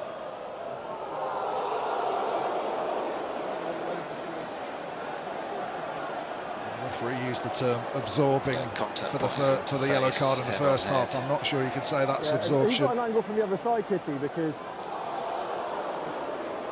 when he's tackled here, he's folding over the player, which tells me that there's probably quite a lot of force through the chest here. So if we have got head contact, I'm not seeing all the force going through the head here at all. Is he saying that the shoulder hits the chest first? He's got a good point here, referee. Yeah, looking for that other angle. Probably quite a lot of force through the chest here, isn't it? Looking for whether it's the whiplash movement of the head onto head.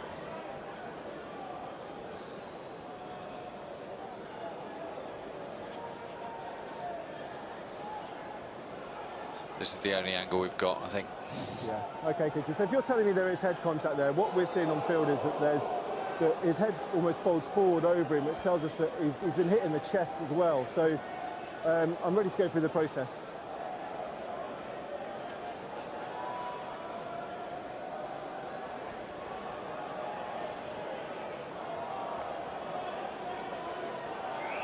Yeah, there is some head contact, but there's quite a lot of force also through the shoulder into the chest as well. Okay, Kitty, back to me, mate. Let's go. So again, to go through the process, is there head contact? Yes, there is some head contact. Is there foul play? Yes, we've got to tackle it upright. Level of danger, I'm not seeing this as a high level of danger because we've got that chest contact first, shoulder into the chest, and the head is hit as part of that. So I don't see any mitigation, so yellow card is the sanction. Agreed? Agree. Thank you. Once again, very clearly explained by Adam Leal. Josh Basham is sent to the bin. He'll play no further part in this contest. And another of those decisions, guys, which is right on the edge, isn't it? It's one or the other, and the colour of the card, well, it could have flipped either way. It is, and we'd be debating it either way. I think what was really crucial there, Adam Leal saying obviously the other angle to show that the majority impact was kind of shoulder, and then the head contact followed. Here's Iestyn Harris for the Exeter Chiefs. From close range, Tuima sizing things up with Jack Dunn. He's over, I think. Oh, he spilt it. Did he get the ball down first? That's the big question. I think Gonzalez has stripped him. This is an incredible steal if it is. No view. Kitty, on for decision, no try. Busy old day. The ball's just bobbling forward. I think we may have lost the ball, so can we just... Busy old day for Rowan Kitt. No try, looking at grounding, may have lost it forward.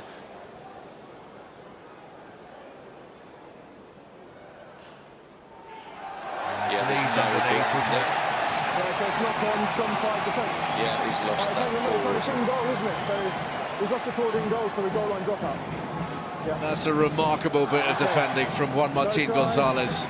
Knock on, in goal, so it's goal line dropout. Did everything he could there to get underneath the ball, had his hands wrapped around it, had his knee underneath it. Couldn't have done anything else, and came up with the spoils, and now a goal line dropout to relieve Irish pressure. That's such a difficult area of the pitch to defend from, especially when you can't win the collision. Sometimes you are better off absorbing, sitting and getting underneath the ball. I mean, incredible defence, but Irish are going to have to do it again now. Yeah, Tuima on the ball again for Exeter. Nervy moments with this cup final in the balance. Wyatt to O'Brien.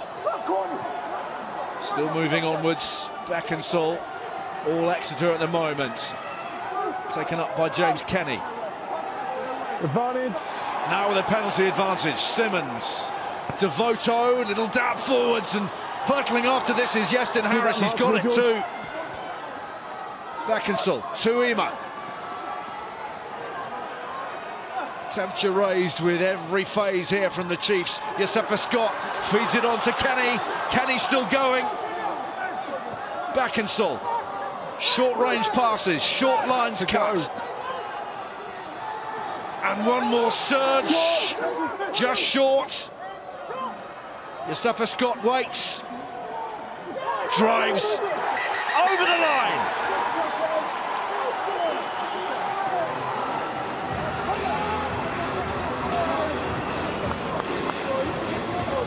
Try given, although once again we're going to enlist the support of Rowan Kitt. I can't actually see his legs, so on for decision try because I've got a grounding. What I want to check is that he doesn't clearly propel himself again once he's tackled. Okay, so on-field decision try, just looking for double movement, looking at his knee action, propelling himself forward.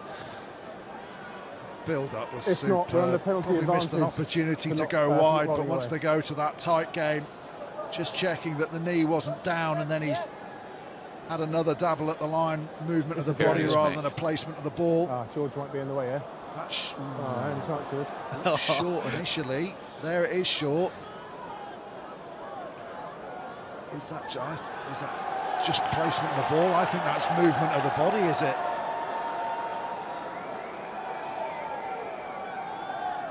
Short Look at there. that previous angle once more.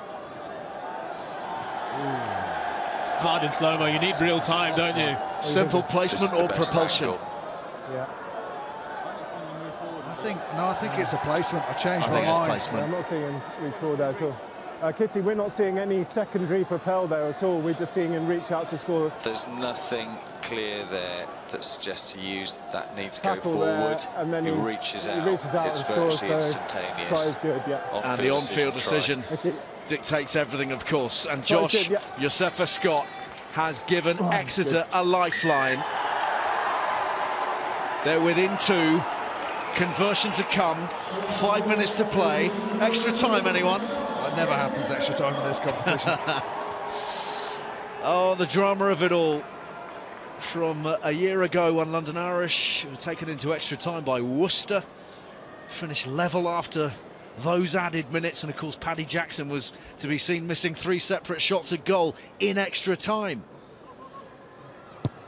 Simmons takes the 2. Squares it up. Irish playing with 14. Level at 17 points each with fewer than 5 minutes remaining. It's a good finish, isn't it? Should mention the carry from James Kenny as well earlier on. Got close enough to the line. A couple of more phases they go over. This restart critical, and Jack Dunn has come up trumps with it. Seem to be celebrating upon gathering it in. Such is the import at a moment like this, having just scored the very last thing that Chiefs coaches and supporters would have wanted to see was a spill from the restart. Beckinsale in the meantime takes them further upfield. Stokes right amongst the whirlwind, as he has been for much of the afternoon. Yeah, as he's battled away, but you can almost feel the energy and the intent now from Chiefs. You know, they're really on a high. They don't want extra time. They want to close this game out in the remaining time. Okay, use it, please. Irish down a man as well, so really critical how they manage this period, this kick chase as well in particular. Once again, well taken by Wyatt. The chase is a strong one as Eddie Poolman comes tearing up. But it's with Kenny, who's looked really dynamic in the short period of time that he's been on. And Harris, similarly so. Those front row replacements making a significant impact for Chiefs. Even Simmons there as well. They have knocked it on. The ball's about to come to me. Said no, back to the short side so we can kick. But ends in a knock-on anyway.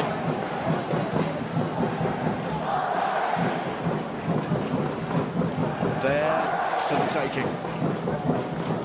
Let's go, lads. Who's going to step up? What's the difference going to be? Just to reiterate, the finals that London Irish particularly have found themselves in recent times. Winners, of course, in 2002 when they beat Saints comfortably in the final. Since then, the 2006 Challenge Cup final, Topsy, these are stats that will be very familiar to you. Against Gloucester, they lost 36-34. The 2009 Premiership final, quite obviously against Leicester, where you lost by a single point. Ben's nodding his head to that one. And then the extra time defeat, having drawn level at 25 points each with Worcester. They lost on tries scored. So 3 agonising defeats in finals since 2002. Thanks for that, Ali. Appreciate it. It's my job to deliver the history. Atkins again with that range of passing on display. No, missed the ball. O'Sullivan for Jack Cook, the skipper.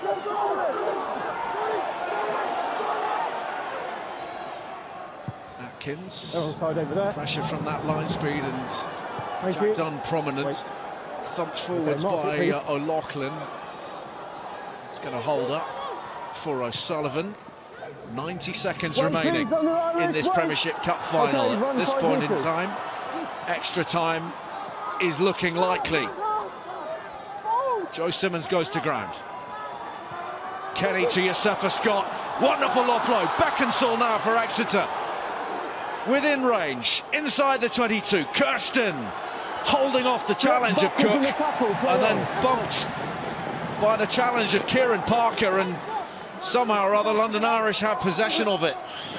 Not sure Kirsten knows much about that challenge. It was a huge hit on him. Let's go. Very slow and gingerly back to his Okay, feet. use it, please. No, it's not out. Come on. Critical turnover.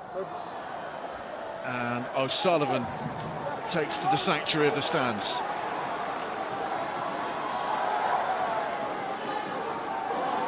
Have another look at just exactly what happened there with Kirsten on the march. Okay, time off. We've got players from each team down.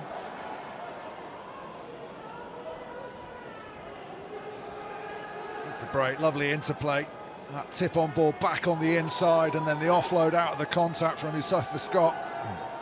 Beckinsale nearly gets himself free. Good cover back from Caulfield.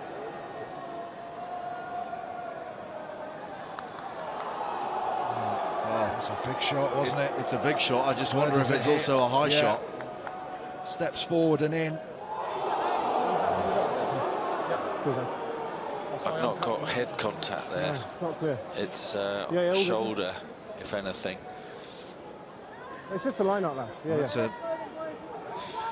I would have thought that potentially required a further scrutiny. Well, I mean, the way Kirsten was prone on the floor as well. At the very least, you'd think he'd be having a check. Let's have another look at this.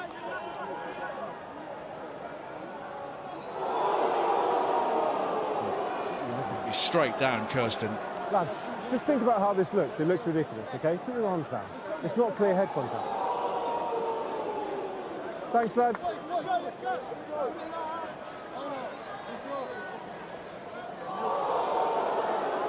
Thanks, lads. I That's can't see head contact. He actually takes the ball in contact he slips as well. The ball, so. Regardless of what happens. Okay, lads, numbers, please. What's the numbers going to be? You'd expect the doctor to 6 man maybe time, be looking at how Kirsten fell there. It's remarkable he's still on the field. Yeah. Well, that's the point, isn't it? I'm not sure how he's still on the field. Well, he shouldn't be.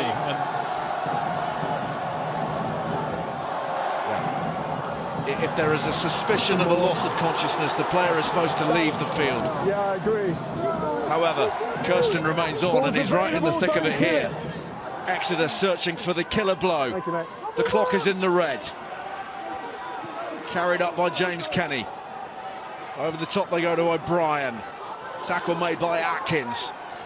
They're obviously within drop goal range. It's not looking like a likely option at this point yet for Joe Simmons. Dropping back slightly, Simmons. Having lost that contact, it won't happen on this phase. He'd like those rucks to be set up inside the 22, you would feel. Stolen. The ball has been turned over. London Irish have secured it. No, it's not out, thank you. And they have the option now to thump it away into touch and go to try and win this match in extra time. That is the final whistle, and it's finished for the second year running. Level on the scoreboard in the Premiership Cup final. London Irish 17, Exeter 17, and extra time beckons to decide the champions.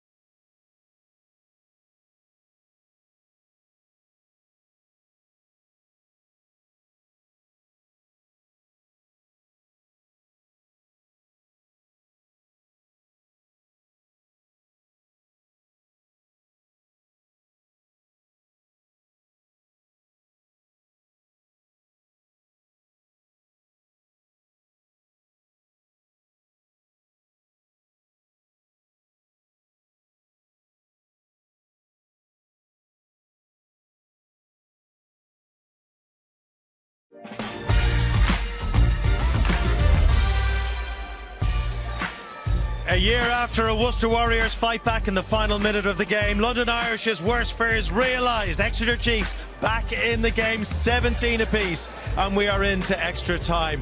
My word, the drama, big crowd here enjoying it. I hope you're enjoying it at home on this Sunday afternoon. So, how does extra time work? Well, it's all very straightforward. You get your nails ready, you bite them, and you enjoy 20 more minutes of rugby. 2 halves of 10 minutes each, with a 1-minute break. If it's equal after that 20 minutes, then it goes down to tries scored. Of course, if there are no tries scored, it's 2 apiece at the moment. What happens then? Yeah, folks, you get penalty kicks. Drama all the way live on BT Sport from West London today. And Josh Hodge, the Exeter Chiefs fullback, alongside me here today. Josh, I can't help but think London Irish got out of jail a little bit. No red card there, and that would have been a significant loss, wouldn't it? Yeah, it would have been, but it's all about pressure now. Obviously, going into the knockout bit of stages of extra time. Obviously, Chiefs are going to look to apply pressure later on in the game. Obviously, with the card down as well, so it's exciting times. And fitness. All about fitness, yeah. Especially those sand dunes now pay off in pre-season, so hopefully the boys pull through nicely and pick up the win. Also the test of Ali Eakin's fitness after a couple of big nights in Dublin. Ali Eakin, talk us through it. Oh, yeah, I'm not alone in that though, Mr. Doyle, I believe. All good here. And Corey Teague is with us. That's because Yanis Kirsten has quite rightfully been removed from the action after that collision with Kieran Parker, and I believe that Kieran Parker can consider himself extremely fortunate to still be part of this equation. 17 points each then, and the first period of 10 minutes. Time on, please, John. Let's not forget Exeter won their first Premiership title in 2017 after extra time against Wasps. Gareth Steenson's penalty seeing them through on that occasion, and of course he's here today with the Chiefs coaching staff as they drive onwards. Exeter through Simmons and clattering onwards as Kenny, and the penalty is awarded to London Irish, not releasing Kenny. Gonzalez to the fore defensively. He's been huge in the period of time that he spent on the field. He has. Some really crucial turnovers, one over the line and then one there as well. And we spoke about the strength of the benches.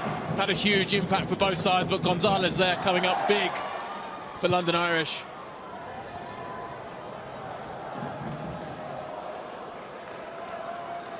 It's just going to come down to the decision making in these moments. It's a huge carry as well, but in that squeeze ball position, which doesn't help. Well, it was Jack Cook who was something of a sacrificial lamb to that turnover. As he was dispatched, he perhaps rather inauspiciously allowed for that space that Gonzalez exploited.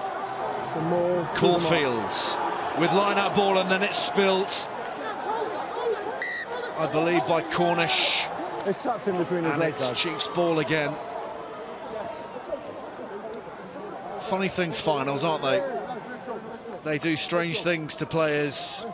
All sorts of extraordinary happenings take place. I mean, in that first half in Dublin yesterday, we saw a normally very slick machine misplacing passes, kicks hooked out, sliced out.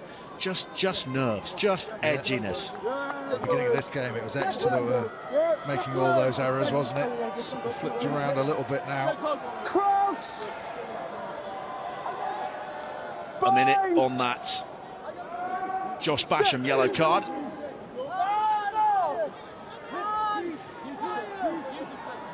It's still in there. See if Exeter can do anything in the very short time remaining that they have an extra man. This is Devoto somehow getting free. Oh, he's got it away brilliantly. Beckinsale now looking to hook up with one or two of his teammates. Great support line from Tuima, and they've come a full 40 metres upfield. Thank you. The ball there to be won, and Irish You've got a man on the wrong side. Have turned it. Hugh O'Sullivan has done brilliantly there to scramble back. Brilliant by Devoto to instigate the line break, but London Irish scrum half again. He's got them out of jail. Okay, that's available. Use it, please. Time your the Exiles will be restored to 15 men at the next break in play. O'Sullivan Drives it deep where Tom Wyatt is waiting. And he's looking to find some space beyond O'Sullivan, maybe setting up for him. I was thinking for a minute it might run all the way through the in-goal area. That's an excellent clearance. And breathe. He's had to do a lot in the last two minutes or so. Okay. This was really good by Devoto. Gets through the tackle of Atkins, and then it's just about keeping the ball alive. Really good support. Beckinsale there. Another one out the back to Tuima, but just here the tackle. Yeah, your line. How many lads? He's buried in there somewhere. It's a mess, isn't it? There's just so much going on at the breakdown. Iestyn Harris. Some more. And plucked out of the sky by through Jack Dunn. all the way through the middle. Jack Cook is in there trying to get a handle on things. Beckinsale is getting sucked into that maul. I agree. And have Irish scrambled this possession? They might well have. Oh, it's there with Chunza. Tackle now, he broke away. And he's managed to get both his knees to the ground, so game is up for Irish. And another big moment. Offside. Yeah, he's offside. Offside by the Chiefs. And London Irish sizing up their options. Might just be too far out of range, so yeah, corner it is. Just really good work at the line-up defence initially. And then Chiefs just getting their wires crossed. Atkins takes them inside the 22, I think hoping for a little more generosity from the assistant referee. On that far side, George Selwood. Line-out ball secured by Munga.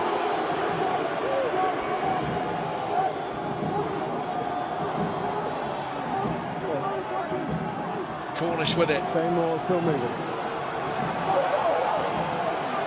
Still they creep onwards. Exeter need to get some more bodies behind the ball here, or this won't turn out well for them. O'Sullivan breaks. Driven up the middle by Hitchcock. O'Sullivan steals another 3 metres or so. One side, please. In comes Caulfield and Gonzalez. And they're 5 metres away. Devoto with the challenge for Exeter. Careful eye being kept on their offside line. Taken on by Hafar. Stay on your feet, lads. Make sure you stay up. Here, go. Gonzalez very nearly found a way through. He's just a metre out. Munga heads right. Just need a little bit of invention. Maybe Kieran Parker has it. Flew over the top of the bodies. Offside, penalty here. And the offside line breached by Exeter regardless. Parker taking the aerial route. Offside. Offside number 8. Tried to jump the ruck, get over the top and dot it down. Just short. Short of goal. Yeah. Irish want to bank their chips. You're aware of the shot clock, Oh, it's a great read from Chunza, isn't it? Just spots him coming, manages to get his body underneath.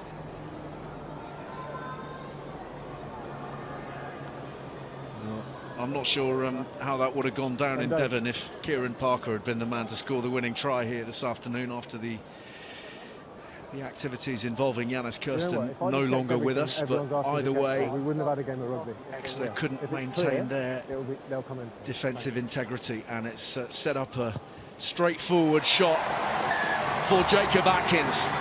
And London Irish move in front once again by 20 points to 17. Still a long way to travel. Loads more time left on the clock. First job will be this kick-off. Chiefs looking to apply huge pressure.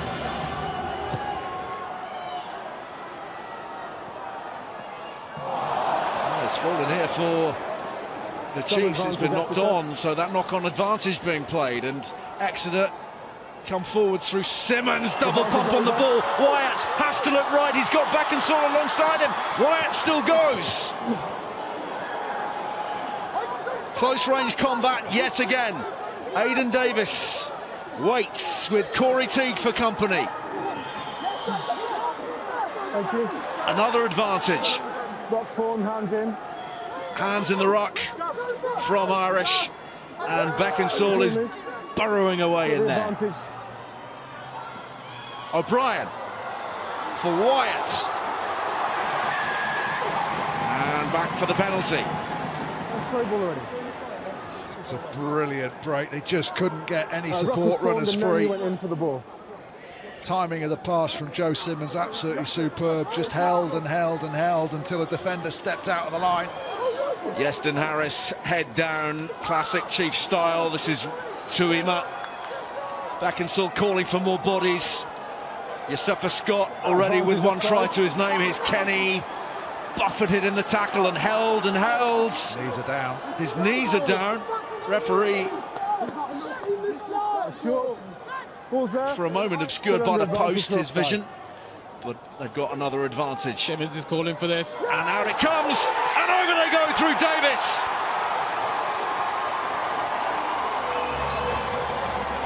Chiefs open side, breaking open this game yet again in extra time. Yeah, and just good intelligence, I think, from Jack Dunn, just to spot that Looks all clear to there me was so far. an extra pass to be made there. And the man outside him had a much easier shot at a one-on-one than he did. And Aidan Davis, maybe the call came from him. Still took some finishing. But just as it comes out, two players step in. All And clear. in spotting the outside man stepping in on him, he just realised one more tip on and he's not going to be able to recover. Just out of shot there. You see Simmons hovering in the back, so they had multiple options. Yeah. I mean, the damage was done from the moment they dropped the kick-off. Really good line break by Wyatt again. Been very, very good this afternoon. Pressure, penalty, penalty, and eventually Chiefs get the score.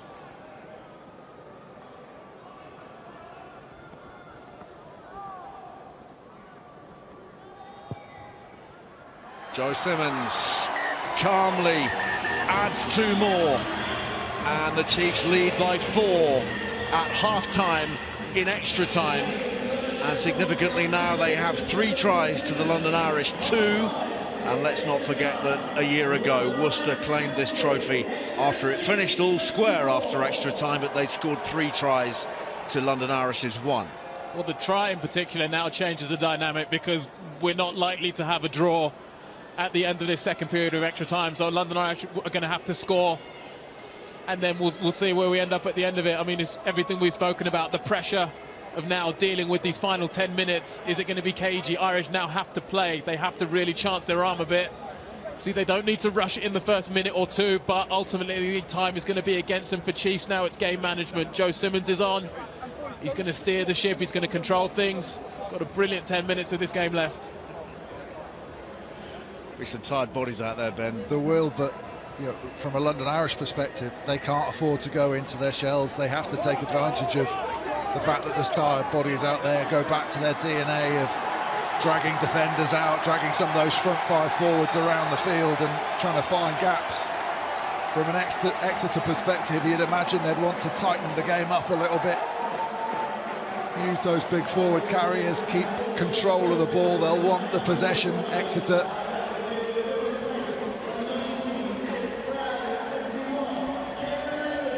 Great drama. Deja vu. As they say. Looks all right to me. 10 minutes. 10 minutes to glory. But for who? Atkins goes deep. O'Loughlin finds Stokes. He's rediscovered a little bit of vigour. He was looking very weary some 10-15 minutes or so ago. Atkins again bringing Parker into the equation. Out of the back they come. Hitchcock held. Change at 9 with Caelan Englefield brought on for Hugh O'Sullivan, who's more than played his part. The maul has been called, and Exeter content to just wait for that shrill blast on the whistle. Corey Teague combining with his teammates. And Chiefs have possession. It's good defence there by Exeter, the double tackle. And so far, he's very high into the contact, so once they get underneath the ball... There's them out, lads. Dunn does really well again. He's having a big impact on this extra time period. And just to get his arms through the armpits and be that buffer between the ball carrier and his support players. Crouch! Bind! Set! Down in that front row again. Problems this side. Just hit and settle. Make sure you're taking an even amount of weight. Don't move through the mark. This way, please. A few steps. Nice and quick, please. Not sure they're going to be full of urgency at this point. The two packs. Ed Scragg has been drafted in by London Irish for Josh Caulfield. He's wearing 19 there, packing down alongside Chunya Munga now. So each of the benches emptied, as you would expect, in the 93rd minute.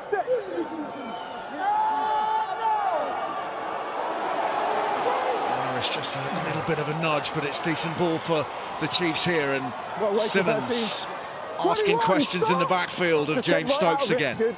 Thank you. Great clearance. On a very fine angle, he's taken it to halfway. It's a brilliant kick with that, with no angle to work with. Again, really good by Chiefs. Decision making by Simmons to push the ball into that corner, turn Stokes, but Open up a bit. When you're on your again, how he fades this down that channel. Brilliant kick. 6 they call. Jack Dunn pops it away. And the dummy is thrown by Harris. Devoto.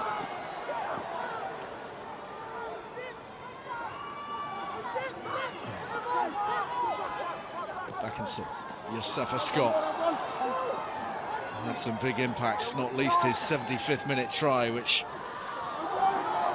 put Exeter at least into contention. Tuima impressed with his carrying today as well. Outstanding. He's topping the charts on carrying, tackles and offloads for the Chiefs. Seeing the new breed right here, right now. Exeter with their big rebuild across the remainder of this season and throughout the summer with all their departures. Tuima. 6 minutes to play. All the pressure, of course, on the home team, trailing as they are by 4. Carried back into the half. Stokes, very calm, calls for the mark. Start 10, lads, please.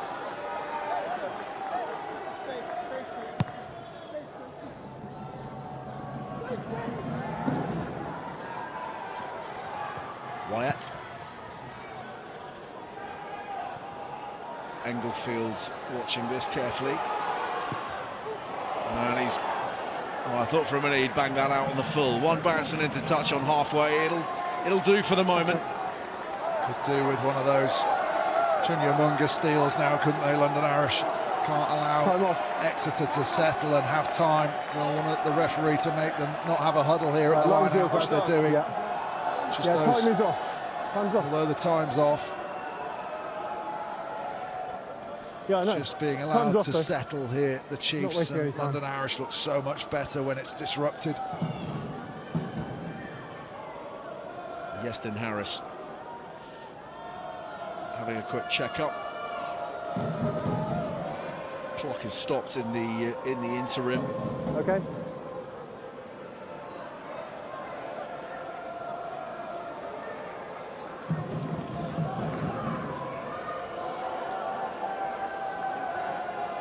Rarely have the benches been quite so essential. Yeah, he's here. Numbers 5.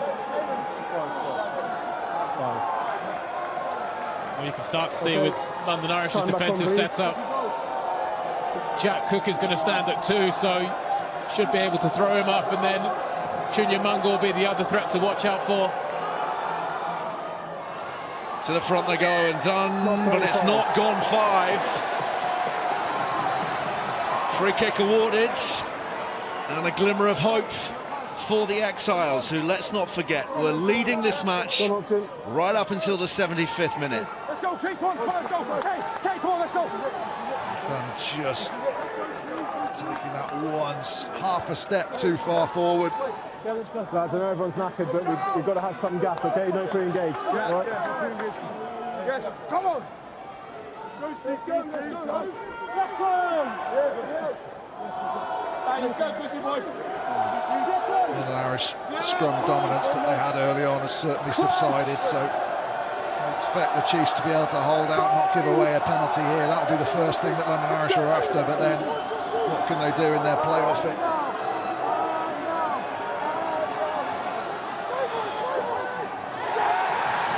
And the penalty is there for London Irish. Lost shape, elbow down. Just waiting for Adam Leal to make that decision. And Chunya Mungo is pointing in the direction of West London. Ironically, I don't think they would have won that penalty, London Irish, if they hadn't got the ball lost under the second row's feet, but the longer it stayed in, James Kenny just lost his shape right in front of the referee.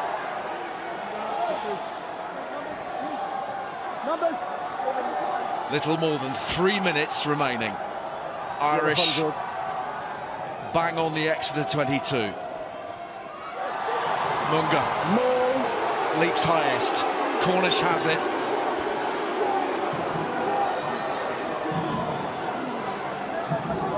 That's defended once because we've come sideways. Don't change your mind.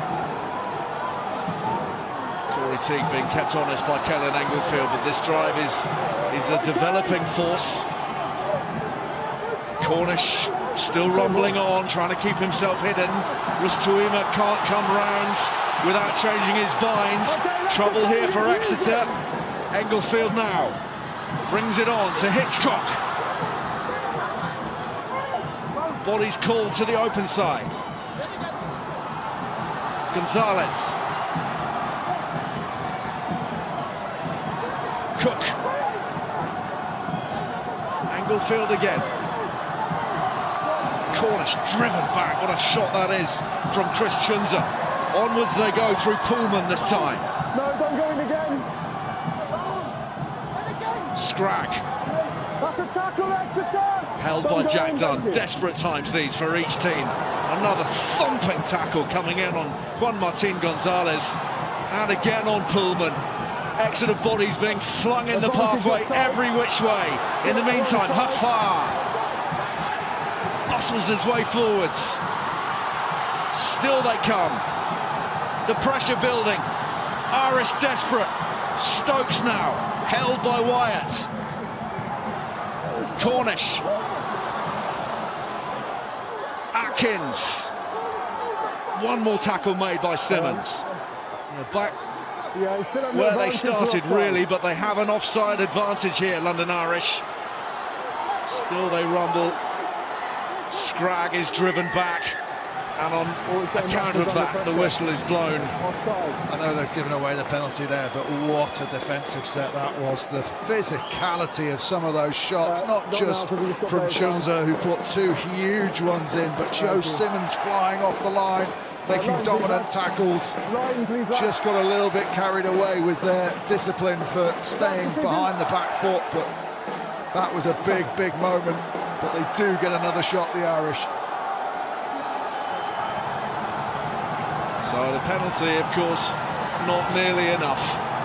4 points the difference. They've got to keep ball in hand, and they are doing just that through Kieran Parker. Cook waits, transfers it. Atkins, the ball is dislodged from Hitchcock, and the Exeter Chiefs fall on it. They're keeping it alive. And O'Brien is wriggling free and thumping it far, far away. He called advantage over as well, so Irish will get one last lifeline. Again, incredible defensive set. That's your Man and ball tackle. Thank you.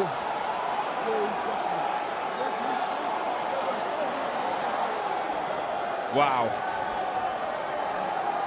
Wow. Clock in the red. Last chance saloon for London Irish. More. The ball secured by Scragg. Through the mark. Is there one final twist to this? The Irish have dominated the sporting week. Are the Chiefs about to spoil the ultimate party here in Brentford? They've got the ball. The turnover is effected. Exeter fire it away through Simmons, and the trophy is theirs.